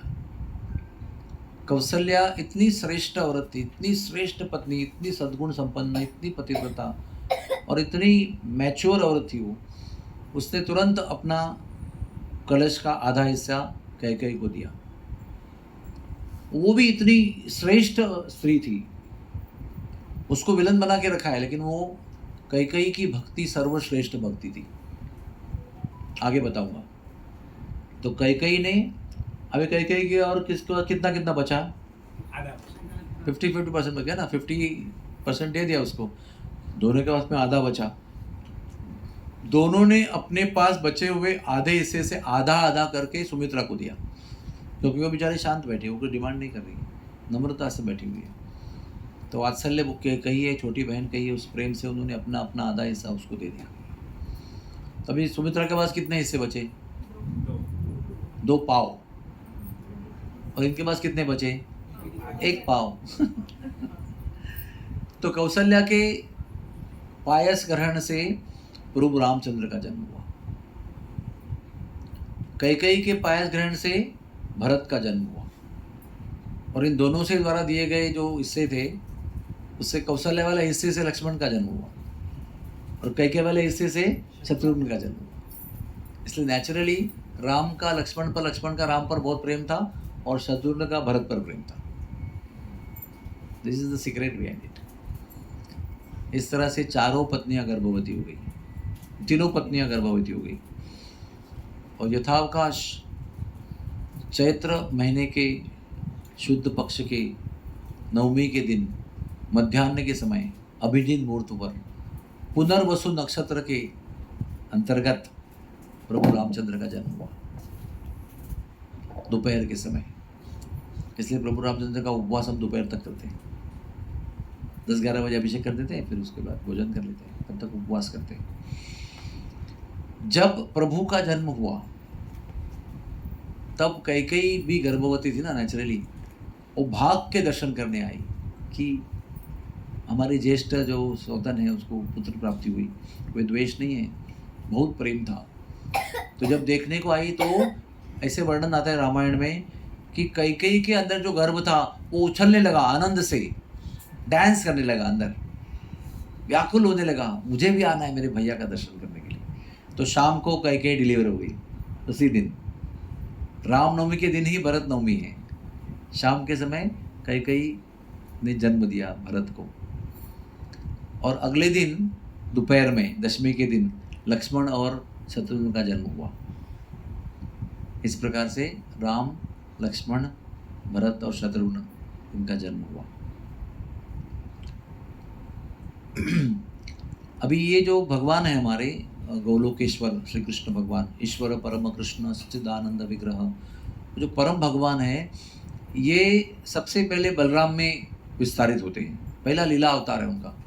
गौलोक धाम में लीला करने के लिए भगवान बलराम जी के रूप में प्रकट होते हैं, और बलराम जी लीला में भी सहायता करते हैं और मैनेजमेंट में भी सहायता करते हैं। तो मैनेजमेंट कैसे करते हैं, बलराम जी 4 रूप में प्रकट होते हैं, वासुदेव, संकर्षण, अनिरुद्ध, प्रद्युम्न, ये चतुर्व्यूह कहते हैं इसको। 4 पुरुष प्रकट होते हैं बलराम जी के द्वारा, और वो संकर्षण जो है वो बलराम है, वासुदेव जो है वो कृष्ण है, और वही लक्ष्मण है और राम है, और अनिरुद्ध, प्रद्युम्न भरत और शत्रुघ्न है। इस प्रकार से उन्होंने जन्म लिया, और दशरथ महाराज ने, अभी एक और कथा बताता हूँ। कितना पार्ट हो गया, पार्ट नंबर 6, 5 हो गया ना, पार्ट नंबर 6। अभी हम जाते हैं फ्लैशबैक में। फ्लैशबैक में क्या होता है, दशरथ को अभी विवाह तो हुआ है लेकिन पुत्र हुआ नहीं है, लेकिन ना एक रहस्य की बात है कि अयोध्या की महिमा इतनी श्रेष्ठ थी, अयोध्या की महिमा इतनी श्रेष्ठ थी कि अयोध्या पर कभी शनि का काल नहीं आया। इतना महान राज्य परंपरा सूर्यवंश की थी कि शनि को अधिकार है, उसका एक टाइम है, हर एक के जीवन में भी है, हर एक देश के लिए भी है, हर एक लोक के लिए भी है, उसका प्रभाव उसमें आना है पीरियोडिकली। गुरु का प्रभाव आना है, मंगल का आना है, बुध का आना है, सोम का, सबका आना है। लेकिन 12 वर्ष तक नहीं, 12 वर्ष तक, तभी तक अयोध्या पर शनि का प्रभाव नहीं हुआ। तो एक दिन शनि ने कहा कि अभी बहुत देर तक हमने कुछ नहीं किया, अभी हमको जाना चाहिए, हमारा ड्यूटी है, हमको आदेश है, हम जाना चाहिए। तो एक नक्षत्र होता है, उसका नाम है रोहिणी नक्षत्र। रोहिणी नक्षत्र का शनि भेदन करते हैं। जब शनि रोहिणी नक्षत्र का भेदन करते हैं तो 12 वर्ष तक पूरे पृथ्वी पर अकाल पड़ता है, 12 ईयर्स तक। तो वो रोहिणी का भेदन करने के लिए शनि निकले कि बस हो गया, we have to go and do this job. ये खबर दूतों द्वारा दशरथ को प्राप्त हुई। दशरथ ने तुरंत अपने गुरु से सलाह किया कि मैं मेरे राज्य पर शनि का आक्रमण नहीं होने दूंगा, अकाल नहीं पड़ने दूंगा। एक तो मेरा कर्तव्य है कि प्रजा की श्रद्धा निष्ठा मेरे ऊपर बनी रहे। मैं इफेक्टिव राजा तब बनूंगा जब प्रजा की निष्ठा मेरे पर होगी। अभी अगर अकाल पड़ा तो प्रजा क्या सोचेगी, इतने राजा हुए तभी अकाल नहीं हुआ, इसके राज्य काल में अकाल पड़ा, मतलब ये राजा पापी है, इसके वजह से अकाल पड़ रहा है। और ये श्रद्धा अगर हट गई मेरे ऊपर तो मेरे राज्य में क्या कहते हैं उसको, व्हाट डू यू कॉल, अराजक हो जाएगा। अराजक यानी व्हाट इज कॉल्ड केओस। तो पूरा सूर्यवंश का राज्य ध्वस्त हो जाएगा। तो किसी भी स्थिति में मुझे मेरे बलिदान देकर भी शनि को रोकना होगा। तो वो अपने गुरु को आशीर्वाद लिए, गुरु जी आपकी सम्मति है मैं करूँगा, बोला करो। तो गुरु जी के आशीर्वाद से एक दिव्य रथ निर्माण किया गया और दिव्य रथ पर उनको तिलक लगाकर विराजमान किया गया। और दिव्य रथ आकाश में उड़ने वाला था। वो रथ में उड़कर वो शनिलोक में चले गए। शनिलोक की महिमा ऐसी है कि किसी भी देवता का शस्त्र अस्त्र जो है उस पर प्रभाव नहीं कर सकता। इंद्र का वज्र नहीं कर सकता, वायु का वायव्यास्त्र नहीं कर सकता, और चंद्र का निहारी का अस्त्र नहीं कर सकता, भद्रकाली का तलवार नहीं कर सकता। अच्छा, जिसके जिसके शस्त्र वस्त्र है उसका शनिलोक में प्रभाव क्या, प्रवेश भी नहीं हो सकता। इतनी शनि की शक्ति और महिमा है। शनि जन्म से ही भगवान के परम भक्त है, शुद्ध भक्त है, the pure devotee of Krishna. तो ये पहुंच गए वहां पर, इन्होंने अपनी भयंकर शस्त्र अस्त्र का मंत्रोच्चारण करके प्रहार किया तो वो शनि के गेट पर ही जाके टूटने लगे सब। यानी उसका जो भी राज्य है उसकी सीमा पर उधर ही डिस्ट्रॉय हो रहे सब अस्त्र शस्त्र, सारे समाप्त भी हो गए। फिर शनि बोला, अरे कौन पृथ्वी पर से आया है, क्या कर रहे हैं? देखा तो अयोध्या के नृपति महान राजा दशरथ चक्रवर्ती सम्राट आए हैं हमारे पास युद्ध करने के लिए। तो उन्होंने क्या किया, अपने शक्ति का प्रहार किया दशरथ के ऊपर। तब तक कुछ नहीं किया क्योंकि कुछ होने वाला नहीं था। आप करते रहो, टूटते रहेंगे सारे शस्त्र अस्त्र। जब बाहर आए तो दशरथ ने आह्वान दिया उनको, सावधान, मुझसे युद्ध करो। तो शक्ति छोड़ी अपनी, तो दशरथ बेहोश हो गए। बेहोश हो गए, आकाश में जो खड़े हैं अधांतरी यानी बीच में ही, ऐसा नहीं कि उधर बीच में प्लेटफॉर्म है और उस पर खड़े हैं, आकाश में है वो, उसमें से वो गिर गए बेहोश होकर। अभी गुरुत्वाकर्षण ग्रेविटी के प्रभाव से तेजी से पृथ्वी पर आ रहे हैं गिरने के लिए। उतने में वहां पर जटायु नाम के गिद्ध आए और देखा कि पृथ्वी के चक्रवर्ती सम्राट बेहोश होकर शनि के साथ युद्ध करते हुए गिर रहे हैं और मर रहे हैं। मुझे कुछ करना चाहिए, मेरे भी राजा है वो, क्योंकि राजा केवल मनुष्य के नहीं होते हैं, सभी जीवों के राजा होते हैं। तो गिद्ध के भी राजा है वो। तो उसने तुरंत पैर से पंख फैलाए और वो पंख भी झेला उनको गिरने वाले, यानी गुरुत्वाकर्षण के गति से भी अधिक गति से वो नीचे चले गए और उनको झेला उन्होंने, और झेलकर नीचे आराम से लेके आए पृथ्वी पर, उनकी शुश्रूषा की। कुछ देर बाद दशरथ जी पृथ्वी पर होश में आए। होश में आते पूछा, मैं यहाँ कैसे आ गया, किसने लेके आया मुझे यहाँ पर? तो उन्हें शॉर्ट में कहानी बताई कि आप बेहोश होकर गिर रहे थे, मैंने आपको पकड़ा और यहाँ पर लाकर आपको दोबारा होश में लाया। बोला तुरंत मुझे वापस ले जाओ, मैं शनि के साथ युद्ध कर रहा था। तो फिर तुरंत ऊपर पंख में बिठाया और तुरंत वापस शनि लोक में लेके गए। शनि वहाँ खड़े थे। उन्होंने कहा, मेरे शक्ति द्वारा प्रभावित होकर बेहोश होकर गिरने के बाद कोई दोबारा मेरे सामने आने का साहस कर सकता है? इसी पर प्रसन्न हो गए वो। रास्ते में जटायु ने कहा कि देखो, कोई देवता भी शनि के साथ युद्ध नहीं करता, आप मनुष्य होकर इतना प्रयास कर रहे हो। और यशस्वी तो हुए नहीं आप, बेहोश होकर गिर गए। अभी मेरी थोड़ी सलाह सुनो आप। अभी आप युद्ध मत करो, अभी उनकी स्तुति करो। आप युद्ध करके हार गए ना, मतलब जीत नहीं पाए।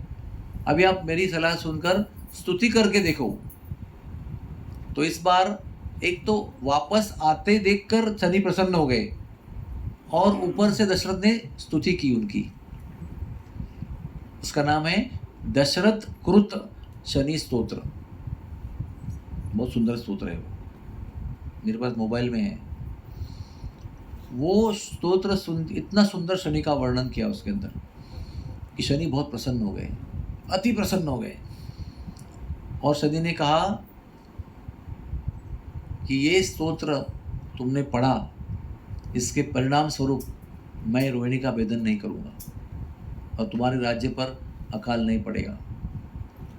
आज तक इस क्या कहते हैं उसको, कल्प में, इस दिव्य युग में आज तक रोहिणी का भेदन नहीं हुआ है और 12 साल तक अकाल नहीं पड़ा है। ये दशरथ महाराज की कृपा है हमारे ऊपर। उनके वजह से आज अकाल पड़ता है, लेकिन 2 महीने 3 महीने 1 साल 12 साल लगातार अकाल कभी भी नहीं पड़ा है दशरथ महाराज की कृपा से। क्योंकि उन्होंने दशरथ महाराज ने उनको वरदान दिया कि आप पृथ्वी के राजा हो, केवल अयोध्या के राजा नहीं हो। इसलिए आपके राज्य में जब तक ये कल्प रहेगा तब तक रोहिणी का भेदन नहीं होगा, ना 12 साल का अकाल पड़ेगा। ये वरदान दिया। दूसरा वरदान दिया कि आपके द्वारा रचा हुआ ये शनि स्तोत्र जो भी पढ़ेगा वो मेरे प्रभाव से मुक्त होगा, उसके कुंडली में मेरा योग होगा, दशा होगी, महादशा अंतरदशा सब होगी, लेकिन उसका परिणाम नहीं होगा उसके ऊपर। और तीसरा वरदान दिया कि जब तुम्हारी मृत्यु होगी, तुम्हारा दाह संस्कार होगा, तुम्हारी समाधि होगी, उस समाधि का कोई दर्शन करेगा, उसके जीवन में भी मेरा प्रभाव नहीं होगा। ऐसे वरदान दिए अयोध्या में। हमने अयोध्या यात्रा किया तो सबको लेके गए थे उधर, वहाँ पर उनका दाह संस्कार है, समाधि भी वही बनाई है, उनके अस्थि यानी क्या कहते हैं रक्षा की। अब ये वरदान प्राप्त हुए, कार्य सिद्ध हो गया, जटायु की सलाह काम आ गई, सब काम हो गया। अभी वापस लौट रहे हैं तो दशरथ महाराज ने कहा कि मैं तुम पर इतना प्रसन्न हूँ कि तुमने मुझे अगर बेहोशी से अगर पकड़ा नहीं होता, बचाया नहीं होता, आपकी सलाह सुनते हुए मैं वापस जाकर स्तुति नहीं की होगी तो इतने से वरदान प्राप्त नहीं होते। तो मैं आपको एक प्रॉमिस करता हूँ कि जब भी मुझे पुत्र होगा तो मेरा ज्येष्ठ पुत्र मैं आपको सौंप दूंगा, भेंट में दूंगा। कितने पार्ट हो गए कथा के हमारे? Part number 5। अभी पार्ट 6 शुरू हो रहा है कि 6 हो गए? अभी 7 शुरू हो रहा है। पार्ट नंबर 7 में क्या हो रहा है? प्रभु का जन्म हो गया है। चैत्र शुद्ध नवमी के दिन अभिजित मुहूर्त पे जन्म हो रहा है। सब लोग अयोध्यावासी, इतने साल तक अयोध्यावासियों ने कोई उत्सव ही नहीं मनाया, क्योंकि राजा के घर में उत्सव नहीं हो रहा है, पुत्र जन्म नहीं हो रहा है। तो राजा के घर में जब कुछ उत्सव नहीं हो रहा है तो प्रजा का राजा पर इतना प्रेम है, प्रजा ने भी कोई भी उत्सव नहीं मनाया। लेकिन इतने सालों के बाद में उत्सव की स्थिति उत्पन्न हुई है। सारी अयोध्या उत्सव में है, सारे घरों में सुगंधित द्रव्य को छिड़काव किया गया है, सारे घर में पताका लगाई गई है, दीपक लगाए गए हैं, हाथियों पर बैठकर मिठाई बांटी जा रही है, मंगल गीत गायन हो रहा है, जो भी मंगल होना चाहिए सब हो रहा है। लेकिन प्रसूति गृह से बालक का दर्शन करने गए थे दशरथ जी महाराज। पहले बालक का दर्शन किया, सभी बालकों का दर्शन किया, पहले बालक को उठाया और सीधे चल पड़े। सब लोग सोचते रहे कहाँ ले जा रहे हैं। सूतिका गृह के बाहर निकले, फिर महल के बाहर निकले, फिर अयोध्या की सीमा तक बाहर निकले और सबने देखा अरे राजा कहाँ जा रहे हैं, कुछ बता नहीं रहे। लेकिन राजा को कौन पूछेगा आप क्या कर रहे हो, कहाँ जा रहे हो, तो कुछ हिम्मत किसी की नहीं हो रही है। देखते रहे। तो लोगों ने देखा कि दूर राजा राज्य के सीमा पर एक बहुत बड़ा गीदड़ बैठा हुआ है, जो इतना विशाल है कि उसका सर जो है बादलों में, इतना भयंकर विशाल काय गीदड़ जो है वो अयोध्या की सीमा पर आकर बैठा हुआ है। अभी गीदड़ का दर्शन कभी शुभ नहीं माना जाता, इतने मंगल घड़ी में ये गिदड़ कैसे आना चाहिए, क्यों आना चाहिए, क्या ऐसी बात है कि गिदड़ को अभी प्रकट होना चाहिए? इतनी मंगलमय घड़ी है, इतना प्रसन्न घड़ी है, इतनी भाग्य की घड़ी है, और ये भी उसी तरफ जा रहे हैं, और सबने देखा कि ये उसी को मिलने जा रहे हैं। तो दशरथ जी जटायु को मिलने गए। राम जन्म की खबर सुनकर जटायु जी वहाँ प्रकट हो गए, लेकिन वो राज्य को अमंगल न करने के लिए सीमा पर ही बैठे रहे। इसलिए राम बालक को लेकर सीमा तक पहुंच गए और उनको सौंप दिया। रघुकुल की ये रीत चली आई, प्राण जाई पर वचन न जाई, है ना। अभी कितने सालों के बाद पुत्र की प्राप्ति हुई है। उस सभी ज्येष्ठ पुत्र को वादा नहीं भूले, वो दे दिया। तो जटायु ने कहा कि अब ये पुत्र मेरा हो गया, और मैं पक्षी हूँ, मुझे मनुष्य के बालकों का संगोपन करने की कला नहीं पालू, तो मेरे इस पुत्र को आप अपने पास रखो और उसका लालन पालन करो, उसको युवा बनाओ। जब युवा बनाओगे तो मुझे वापस सौंप दो उसको। तो फिर वो अभी जो दशरथ के बालक हुए हैं, सॉरी दशरथ के नहीं, जटायु के बालक हुए हैं, उसको लेकर फिर वो लौट कर आए, और तब जाकर उन्होंने अयोध्या वासियों को, अपनी पत्नियों को एक कहानी बताई कि क्या हुआ था एक दिन, जिसके वजह से मैं वादा पूरा करने के लिए गया था। इसलिए शास्त्र में यह भी वर्णन है कि राम दशरथ के पुत्र नहीं थे। यानी एक अलंकारिक अंडरस्टैंडिंग है ये, और उसका प्रमाण क्या है कि दशरथ का श्राद्ध नहीं कर पाए, वो दाह संस्कार नहीं कर पाए, लेकिन जटायु का दाह संस्कार किया उन्होंने अपने हाथ में, अपने हाथ से किया। देखो, दशरथ को प्रभु रामचंद्र के ज्येष्ठ पुत्र के हाथ से दाह संस्कार कराने का भाग्य प्राप्त नहीं हुआ, वो भरत ने किया। उन्होंने तर्पण किया, बाद में श्राद्ध किया, लेकिन दाह संस्कार नहीं किया। लेकिन जटायु का अपने हाथों से दाह संस्कार किया, क्योंकि वो उनके पिता थे, जिन्होंने वरदान से उनको पुत्र के रूप में प्राप्त किया था। तो ये पार्ट नंबर 7 हुआ। इस प्रकार से दशरथ लौट कर आए, फिर राम जन्मोत्सव मनाया गया। तब तक सब लोग स्तब्ध थे, क्या चल रहा है किसी को पता नहीं था। भौतिक दुनिया में कोई भी खुशी एकदम प्योरली प्राप्त नहीं होती है, ये ध्यान रखना। उसमें कुछ ना कुछ विघ्न आता है। वो खीर खाने का मौका आएगा तो खाते खाते उसमें धूल का झोंका आके खीर में गिर जाता है। ना धूल से निकाल सकते हैं, ना खीर खा सकते हैं, है ना। धूल अगर रेती समझो आ गई आपके खीर में, तो कितनी रेती निकालोगे उसमें से आप? तो ना रेती निकाल पाओगे, ना खीर खा पाओगे। इस प्रकार का आनंद दुनिया में मिलता है। तो ऐसे प्रभु रामचंद्र का जन्म हुआ, जिन्होंने मर्यादा पुरुषोत्तम के रूप में अपने जीवन को चलाया। और मर्यादा का पालन करना आसान नहीं होता है। मर्यादा का पालन करने में बहुत कष्ट होता है, बहुत ज़्यादा कष्ट होता है। एनीवेज, आपको मैं एक बहुत बढ़िया खुशी की कहानी बताता हूँ, सीता और राम के विवाह की, है ना। तो विश्वामित्र मुनि आए और 12 साल के राम और लक्ष्मण को उन्होंने लेना चाहा। दशरथ जी बेहोश हो गए, बोले नहीं नहीं, मैं तो राम को, जब से जन्म हुआ है राम का, मैं दरबार में भी नहीं गया हूँ। आपको पता है, क्योंकि इतने पुत्र के लिए वो तड़प रहे थे, और पुत्र हुआ तो वो दरबार में गए नहीं, क्योंकि एक क्षण भी राम को नज़र से दूर करना उनके लिए मुमकिन नहीं था। दरबार जाएंगे तो घर छोड़ के जाना पड़ेगा ना। तो वो दरबार में भी नहीं गए थे 12 साल, केवल राम के यही वात्सल्य में मग्न थे। 12 साल के बाद में अभी विश्वामित्र मुनि आकर बोल रहे हैं कि मुझे ये इनकी ज़रूरत है। तो बेहोश हो गए, फिर होश में आ गए। बोले आप महाराज जी, आप कुछ भी बोलो, आप मुझे ले चलो, मेरी चतुरंगिणी सेना को लेकर चलो, हम युद्ध करेंगे, हम ताड़का स्वभाव का इलाज करेंगे। बोले नहीं, आपने कहा था ना कि आप जो चाहे मांग सकते हो, हम रघुकुल के राजा हैं, हमारा वचन खाली जाता नहीं है। तो अभी आप क्यों ऐसा कर रहे हो? जब मैं मांगा तो आप कुछ उल्टा ही बोल रहे हो। तो उस समय दशरथ कहते हैं कि राम तो इतने छोटे हैं कि अभी ठीक से धनुष भी नहीं उठा पा रहे हो, और आप ताड़का स्वभाव की बात कर रहे हो। मैं भी डर रहा हूँ उनका नाम सुन के, लेकिन मैं मेरा जान दे दूंगा आपके लिए, लेकिन आप पुत्र को मत मांगो।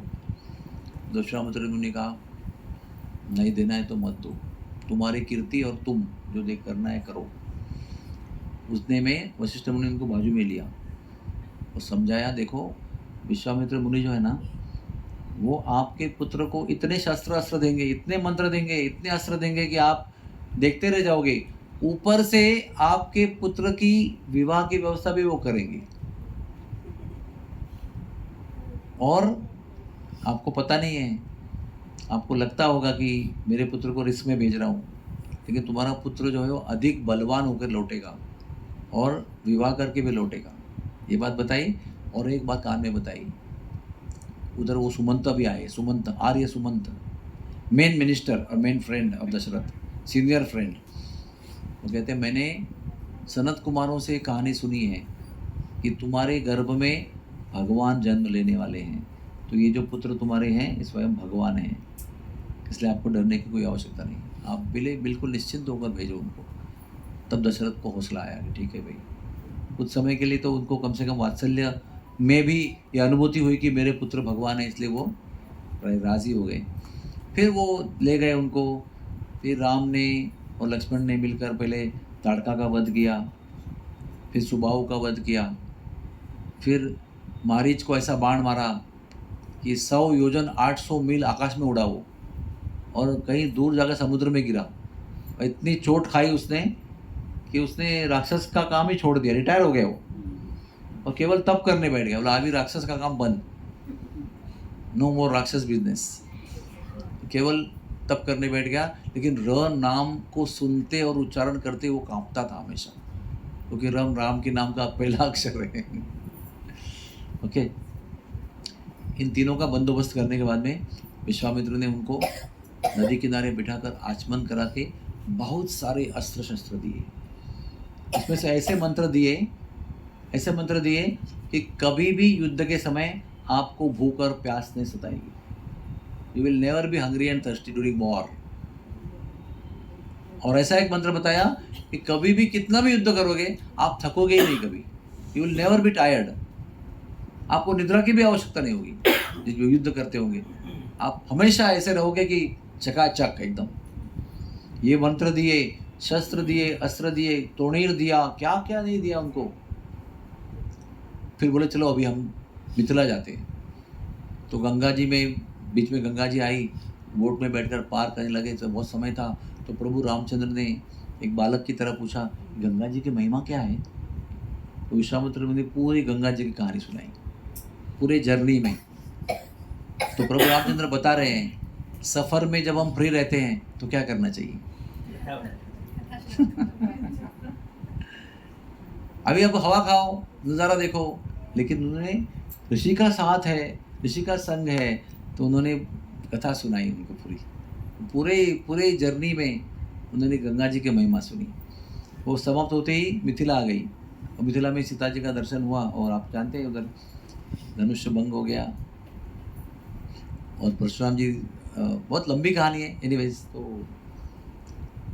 बारात जब आ रही थी तो परशुराम जी बीच में आए, तो उनका संवाद हुआ। और परशुराम जी को जब भी उनका अवतार हुआ था तो बताया गया था कि जब आपके सामने कोई व्यक्ति आएगा और आपका सारा बल आपसे उसमें जाता हुआ आपको अनुभूति होगी, नंबर 1 आपके अवतार की पूर्णता होगी, नंबर 2 वो व्यक्ति भगवान होंगे। अगर आपके सामने भगवान प्रकट हो गए तभी आपका सारा तेज और बल उसके अंदर जाता हुआ आपको नजर आएगा। जैसे ही नए नए ब्याहे हुए प्रभु रामचंद्र का दर्शन करते हैं वो क्रोध से आकर, तो देख रहे हैं कि सारा बल जा रहा है उसके अंदर, तो वह उनको समझ में आया कि ये तो भगवान है। और विष्णु का दर्शन भी गुप्त रूप में प्राप्त हुआ उनको अकेले को। फिर उन्होंने प्रदक्षिणा की क्षमा मांगी और महेंद्र पर्वत पर तप करने चले गए। फिर प्रभु रामचंद्र सब सीता जी को और बाकी सारी बहुओं को लेकर अयोध्या पहुँचे। कैसे? जब ही इन्होंने प्रण जीता स्वयंवर का, तो सीता तो उनकी हो गई।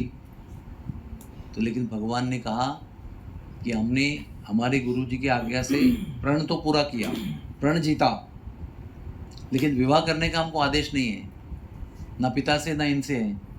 तो ठीक है, फिर हमने दौड़े दौड़ाए अयोध्या में मिथिला से, और दशरथ राजा को खबर किया, उनकी रजामंदी की। वो सारी सेना, ब्राह्मण, गौधन सब लेकर आकर मिथिला में आए।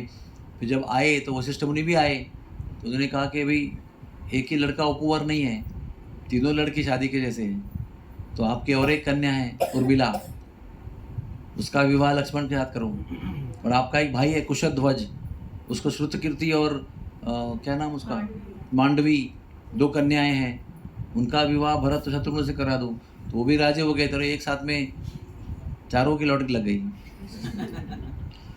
तो चारों विवाह हो गए। तो चारों भाई अपनी पत्नियों के साथ बारात में जा रहे। फिर परशुराम की लीला हुई बीच में। अभी वो जब पहुंचे वापस ना, तो कौशल्या ने इस दौरान सीता के बारे में सब कुछ जान लिया कि सीता कितनी सौंदर्यवती है, सीता कितनी कोमल है, सीता कितनी गुणवती है, सब कुछ जान लिया उसके बारे में। सीता कितनी बलवान है, पता है आपको? वो धनुष था ना उनके पास, शिव धनुष जो राम ने तोड़ा, वो तोड़ने के पहले बचपन में फूल तोड़ने के लिए धनुष उठाकर वो फूल तोड़ती थी। समझो ये धनुष है, ये डोरी है, तो वो जो बनता है ना वो एंगल, उससे वो फूल तोड़ती थी ऐसे। जिसको उठाने के लिए 500 पावरफुल मल्ल लगते थे, रेसलर लोग, उनसे भी उठता नहीं था वो। और उठाने के बाद में 500 बैलों के द्वारा खींचे गए बैलगाड़ी पर उसको रखकर पूजनशाला में लेके आते थे, साल में एक बार पूजा करने के लिए, धनुर्यज्ञ करने के लिए। ऐसे 500 बैल और 500 मल्ल के द्वारा न उठने वाला धनुष्य सीता खेल खेल में उठा दी थी। एक बार पहरा देते हुए सब जो सैनिक थे धनुष्य वाले, वो देख रहे हैं कि खेलते खेलते जो गेंद है ना, सीता की गेंद, जो गेंद अपने सहेलियों के साथ खेल रही है, वो गेंद पटकते पटकते आई और धनुष्य के नीचे चली गई। तो सब सहेलियां आई और प्रयास, बॉल तो गया, गेंद तो चली गई। सीता जी आई, धनुष्य को उठाया, गेंद लिया, धनुष्य को रखा, चली गई। सैनिक देखते रह गए, अरे बाप रे। तो एक दिन परशुराम जी अंगिरा मुनि अयोध्या में आए थे, तो उन्हें देखा, धनुष्य का दर्शन करने की इच्छा प्रकट की कि वो धनुष्य, तुम्हारा महान धनुष्य कहाँ है। तो जब आए धनुषशाला में, धनुष्य नहीं था वहाँ पर। सब जगह ढूंढने लगे, कहाँ गया। तो सीता के कमरे के बाहर खड़ा मिला वो, क्योंकि उसने फूल बिनने के लिए उसको यूज करके मार रखा था। ऐसे सीता बलवान थी। तब जाकर परशुराम जी ने और अगस्त्य मुनि ने मिलकर वो दशरथ को बताया, अरे इसका होने वाला पति कम से कम इसको उठाने वाला होना चाहिए, तुम प्रण बनाओ तो ये प्रकट होगा उसका पति। तो कोई ऐसा पति होगा उसका जो इससे कमजोर होगा, तो पति कैसा बनेगा उसका। तो आप अभी ये प्रण बनाओ कि धनुष्य को उठाकर जो डोरी लगाएगा, प्रत्यंचा लगाएगा, वो उसका पति होगा। तो वो प्रण बना, और जब से प्रण बना तब से हर साल, हर 6 महीने में, हर महीने में कोई ना कोई आता था, बोले मैं तोड़ूंगा उसको, मैं पकड़ूंगा। रावण भी आया था, बहुत सारे लोग आए थे, बहुत सारे पृथ्वी के बहुत महान योद्धा आए थे, लेकिन रावण तो उसको हिला भी नहीं सका। बोलो। तो वो सीता के सारे गुणगान सुनकर कौशल्या ने मन में प्लानिंग किया था कि इतनी बलवान तो है, लेकिन इतनी सुकोमल है, इतनी सुकोमल है। कहते हैं कि सीता दी इतनी सुकोमल थी कि दीपक अगर जलाएगा ना, यहाँ पर दीपक, पंती बोलते हैं दिवाली में दीप दान करते हैं ना हम लोग, वो अगर जलाएंगे तो उसके हीट से, उष्णता से वो सूख जाती थी सीता। इतनी सुकोमल थी वो। कभी किसी यज्ञ में, पूजा में अगर दीपक चलाना है तो दीपक की आंच से भी वो सूख जाती थी, उसका तेज। तो वो सोच रही थी कि इतनी सुकोमल बहू को मैं अभी कैसे ले जाऊं। अभी तो रथ में बैठी कोई प्रॉब्लम नहीं है, लेकिन जब मैं अयोध्या पहुंचूंगी तो महल के तक मैं ले जाऊंगी उसको, लेकिन उतरने के बाद में उसके कक्ष तक जाने के लिए तो जमीन पे चलना पड़ेगा। उसने पहले से ऑर्डर दिया था कि एक होता है कमल का पंखुड़ी, बहुत कोमल होती है वो, बहुत कोमल, लेकिन कमल के अंदर जो होते हैं ना पुंकेसर, पोलेंस, वो उसके हजारों गुना अधिक कोमल होते हैं।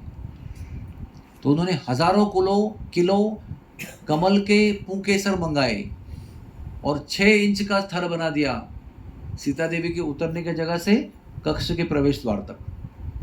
यानी आपके घर पे यहाँ तक केवल कमल का दल नहीं है, पुंकेसर है पूरी, उसमें वो चलेगी ताकि उसको कष्ट नहीं होना चाहिए।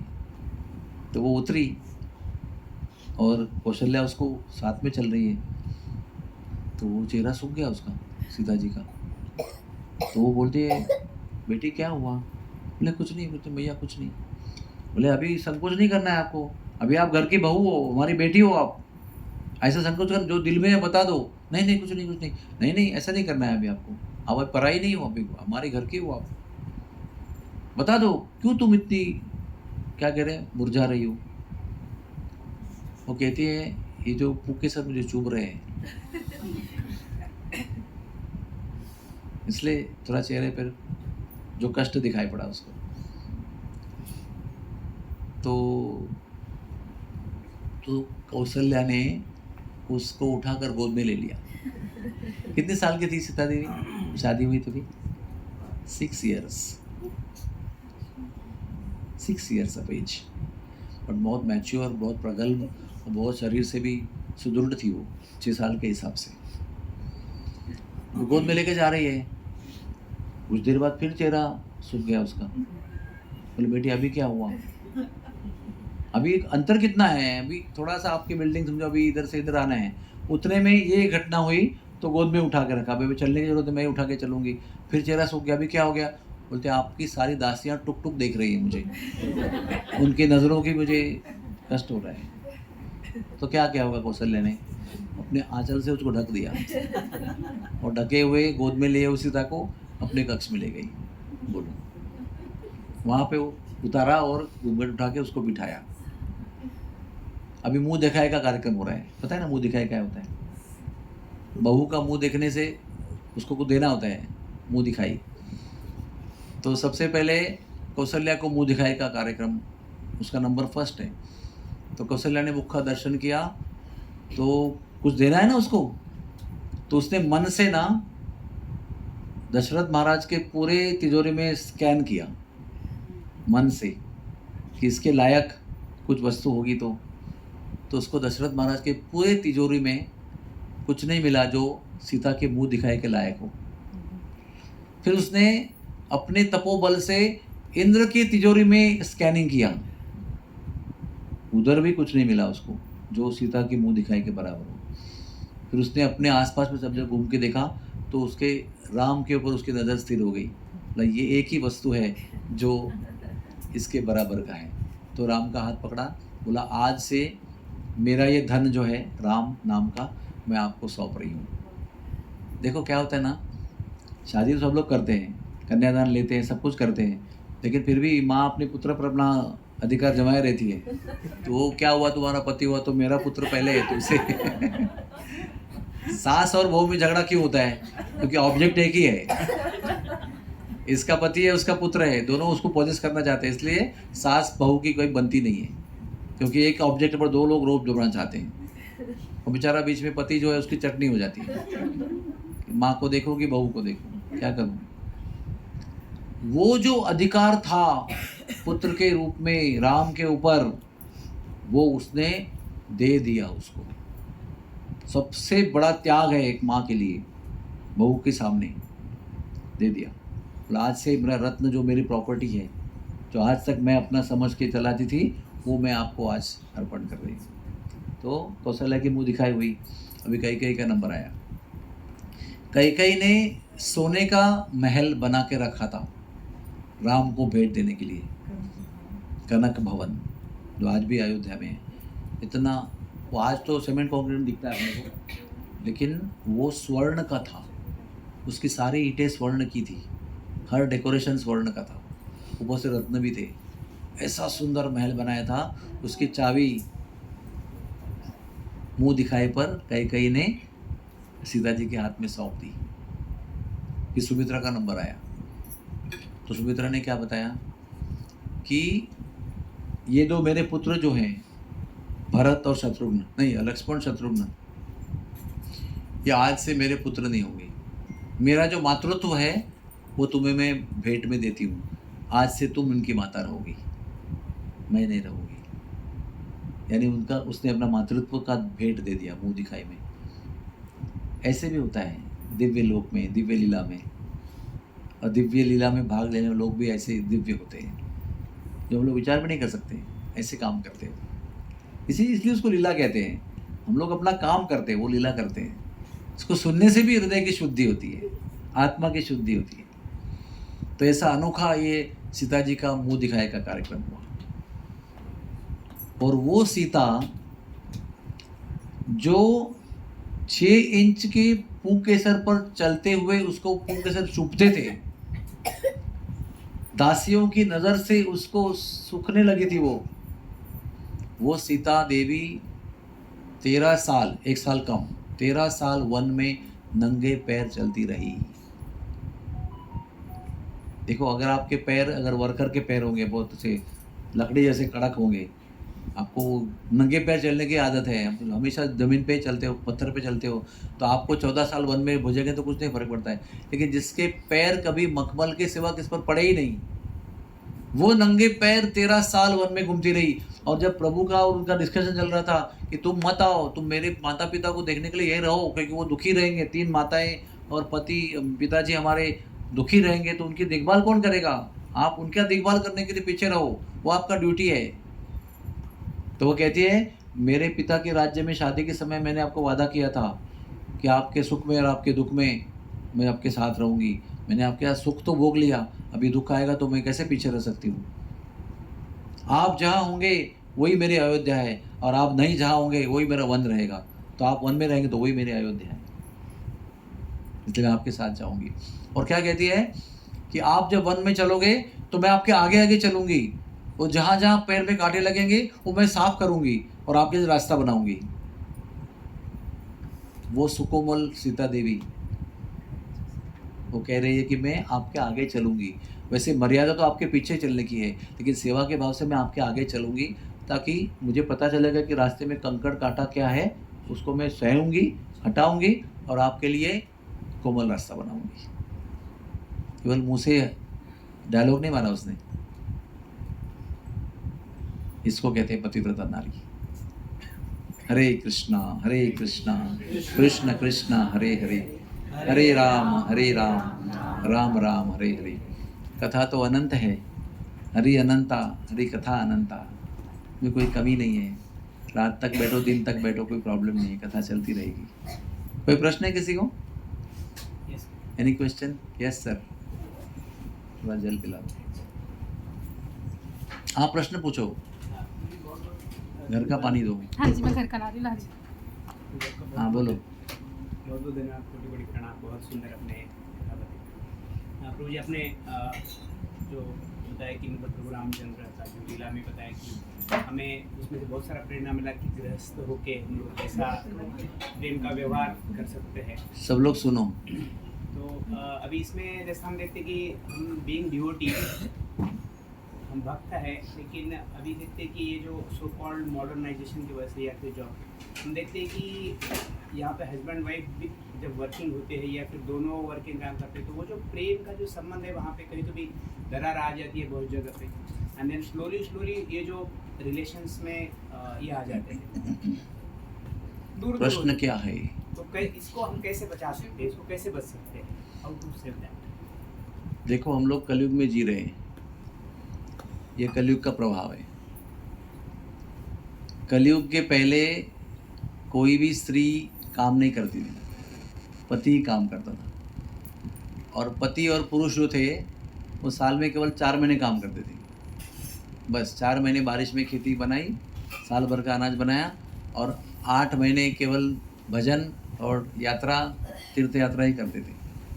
आप चैतन्य चरण पढ़ते ना, महाप्रभु के साथ पढ़ते ना, 4 महीने यात्रा करते थे वो। हमारी यात्रा 10 दिन की होती है, 6 दिन की होती है। चैतन्य महाप्रभु 4 महीने तक यात्रा करते थे। कैसे करते थे? घर में पर्याप्त साधन है, प्रॉब्लम नहीं है। अभी कलयुग जैसे आगे बढ़ रहे हैं ना, ये सब प्रॉब्लम हो रहे हैं। इसके वजह से वो है ना मल्टी कंज्यूमरिज्म। मतलब क्या? घर में कितने लोग हैं? 3 लोग। गाड़ी कितनी है? 4। 2 मोटरसाइकिल, 2 कार, हर एक के पास 1 या 2 मोबाइल, हर एक कमरे में 1 टेलीविजन। उसको कुछ देखना है, इसको कुछ देखना है, इसको कुछ देखना है। इसके वजह से कितना भी धन मिलेगा उतना कम पड़ता है। दोनों मिलकर काम करने पर भी कम पड़ रहे हैं। उसका परिणाम क्या है? प्रेम का नाश। क्योंकि इतनी ज़रूरतें हैं, उसको पूरी करते करते प्रेम करने को समय किधर है? और ये बहुत भयंकर जंजाल है। उससे बाहर निकलने का केवल एक ही मार्ग है, वो है भगवान के नाम का जप, भगवान के नाम का कीर्तन। इस भगवान के नाम के जप में और कीर्तन में ये कलयुग का जो परिणाम है, जो प्रभाव है, उसको नष्ट करने की शक्ति केवल भगवान नाम कीर्तन में है। ना तप में है, ना दान में है, ना पुण्य में है, ना तीर्थ यात्रा में है, ना और किसी भी चीज़ में है। ये शक्ति समूल कली का प्रभाव नष्ट करने की केवल हरिनाम में है, केवल राम नाम में है। अन्य कोई प्रयास आप करेंगे, कोई तंत्र मंत्र, कोई कर्मकांड कोई करेंगे, आपको उसका परिणाम नहीं मिलेगा। लेकिन श्रद्धा नहीं हमारी इस बात पर। तो इतने सारे कष्ट हैं, या आपका 16 अक्षरी मंत्र बोलेंगे सब हो जाएगा क्या? नहीं नहीं नहीं, वो आप बोलेंगे हिमालय की चोटी पर चले जाओ, उधर एक पंडा है, उसका नाम बता के उसको मिलना है, फिर ये यज्ञ करेंगे, 7 दिन का अनुष्ठान करेंगे, 7 प्रदक्षिणा करेंगे, 5:30 बजे ये करेंगे, 8 बजे वो करेंगे, ऐसा कुछ कॉम्प्लिकेट करेंगे तो लगेगा कि ठीक हो जाएगा, लेकिन नहीं होगा ठीक। क्योंकि सारा रहस्य भगवान ने अपने नाम में छुपा के रखा है। और ये भी कहा है कि कलेर दोषेर निधि राजन अस्ति एक महान गुण। हजारों लाखों दुर्गुण का सागर है कलयुग, जिसके परिणाम हम लोग देख रहे हैं। आज क्या चल रहा है उसका कथा करेंगे तो अब सुबह तक कथा करनी पड़ेगी। क्या चल रहा है कलयुग की कथा, जो 12वें स्कंद में वर्णन की गई है, लेकिन संक्षेप में बहुत भयंकर चल रहा है। और उसका कोई डायरेक्ट उपाय नहीं है, उसका उपाय ऊपर से ही होगा। उस लेवल पे कुछ नहीं हो सकता है, आप किसको निगेटिव नहीं कर सकते। भगवान नाम का कीर्तन करेंगे, जब करेंगे श्रद्धा से, निष्ठा से, तो आपके घर पर ये कलयुग का प्रभाव कम कम होते हुए नजर आएगा। प्रभु जी, कलयुग का प्रभाव क्या है बताओ? 2 प्रमुख प्रभाव क्या है कलयुग की? अनंत प्रभाव है कलयुग के, लेकिन 2 प्रमुख प्रभाव क्या है? कलह और दाम्भिकता, दंभ और कलह, यानी हिपोक्रेसी। हाँ, जो नहीं है वो है दिखाने का कि मैं कितना महान हूँ, लेकिन है दुष्ट नंबर 1, लेकिन दिखाएगा कि मैं कितना बढ़िया हूँ। है नंबर कंजूस 1, लेकिन दिखाऊंगा कि मैं कितना दानी हूँ, कितना बड़ा हूँ। है दुर्गुण नंबर 1, लेकिन दिखाऊंगा कितना सद्गुणी है। उसको कहते हैं दम्भिकता, यानी हिपोक्रेसी। और दूसरा क्या है? झगड़ा। कदम कदम पर, शब्द शब्द पर झगड़ा, कोई कारण की जरूरत नहीं झगड़ा करने के लिए। ये कलयुग का स्वभाव है। सबसे पहले आपका दंभ और झगड़े कम हो जाएंगे, नम्रता आ जाएगी। देखो आप, भक्त लोग जो अच्छा जप करते हैं वो नम्र रहते हैं हमेशा, उनको सॉरी बोलने में कोई तकलीफ नहीं होती। क्योंकि जप नहीं करते हैं, गलती करेंगे, सॉरी बोलने को बहुत तकलीफ है, क्योंकि दंभ इतना, अहंकार इतना है। और भक्त लोगों के जीवन में भी झगड़े जैसा परिस्थिति निर्माण होती है, लेकिन भक्त लोग झगड़ा नहीं होने देते, टॉलरेट करते हैं उसको। ये शक्ति कहाँ से आती है? अभी आपको गाली देने की इच्छा हो रही है मुझे, लेकिन मैं गाली नहीं दे रहा हूँ समझ में आया आपको? ऐसा नहीं कि झगड़े की परिस्थिति निर्माण नहीं हो रही है, लेकिन उसको टॉलरेट करने की शक्ति निर्माण होती है भगवान के नाम का जप करने से। तो कलह और दंभ जो है वो भक्त के जीवन में अपने आप कम होने लगता है। ये हम लोग गर्व से नहीं कर रहे हैं, ये भगवान नाम की महिमा है। और बाकी सारे जो परिणाम हैं, दुष्टता, कटुता, कपटी स्वभाव, हाँ, चोरी का स्वभाव, झूठ बोलने का स्वभाव, जो सारे दुर्गुण हैं कलयुग के, वो भी सब नष्ट हो जाएंगे। भगवान नाम का स्वीकार करने से सारे सद्गुण जो कलयुग के ऊपर जालिम उपाय है, वो सब आपके अंदर निर्माण होते हैं। भगवान नाम का जप करने से सारे देवता आपके शरीर में निवास करते हैं, आपका संग चाहते हैं। ब्रह्मा जी आरती का प्लेट बनाना शुरू कर देते हैं, पता है आपको?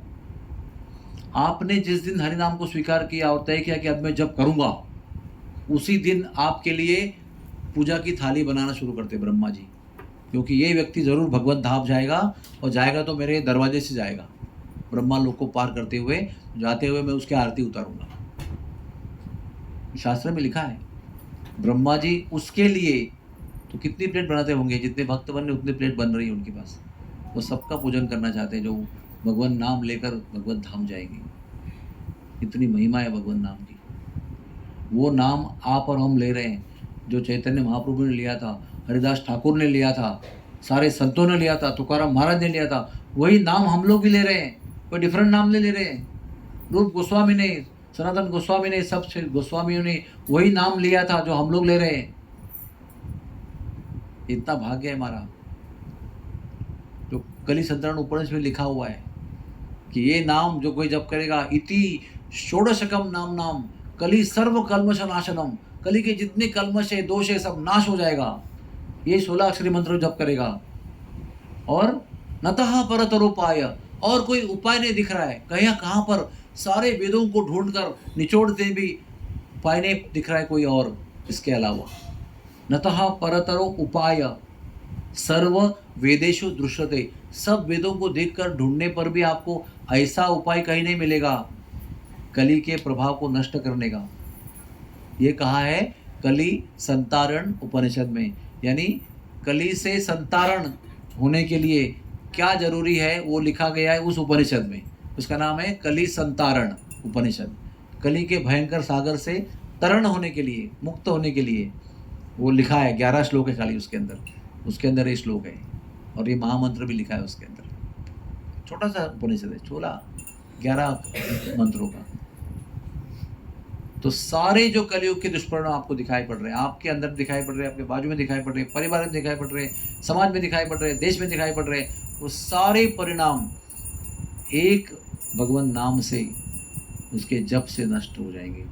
लेकिन निष्ठा आवश्यक है और पवित्र जीवन आवश्यक है। पाप का जीवन करते हुए नाम उच्चारण करेंगे तो लाभ होगा, लेकिन वो लाभ नहीं होगा कली संतारण का। वो लाभ चाहिए तो शुद्ध जीवन जीना पड़ेगा, पवित्र जीवन जीना पड़ेगा, राम के द्वारा दी गई मर्यादाओं पर चलना पड़ेगा। दशम स्कंद आरंभ करने के पहले राम कथा शुरू हुई थी, पता है आपको?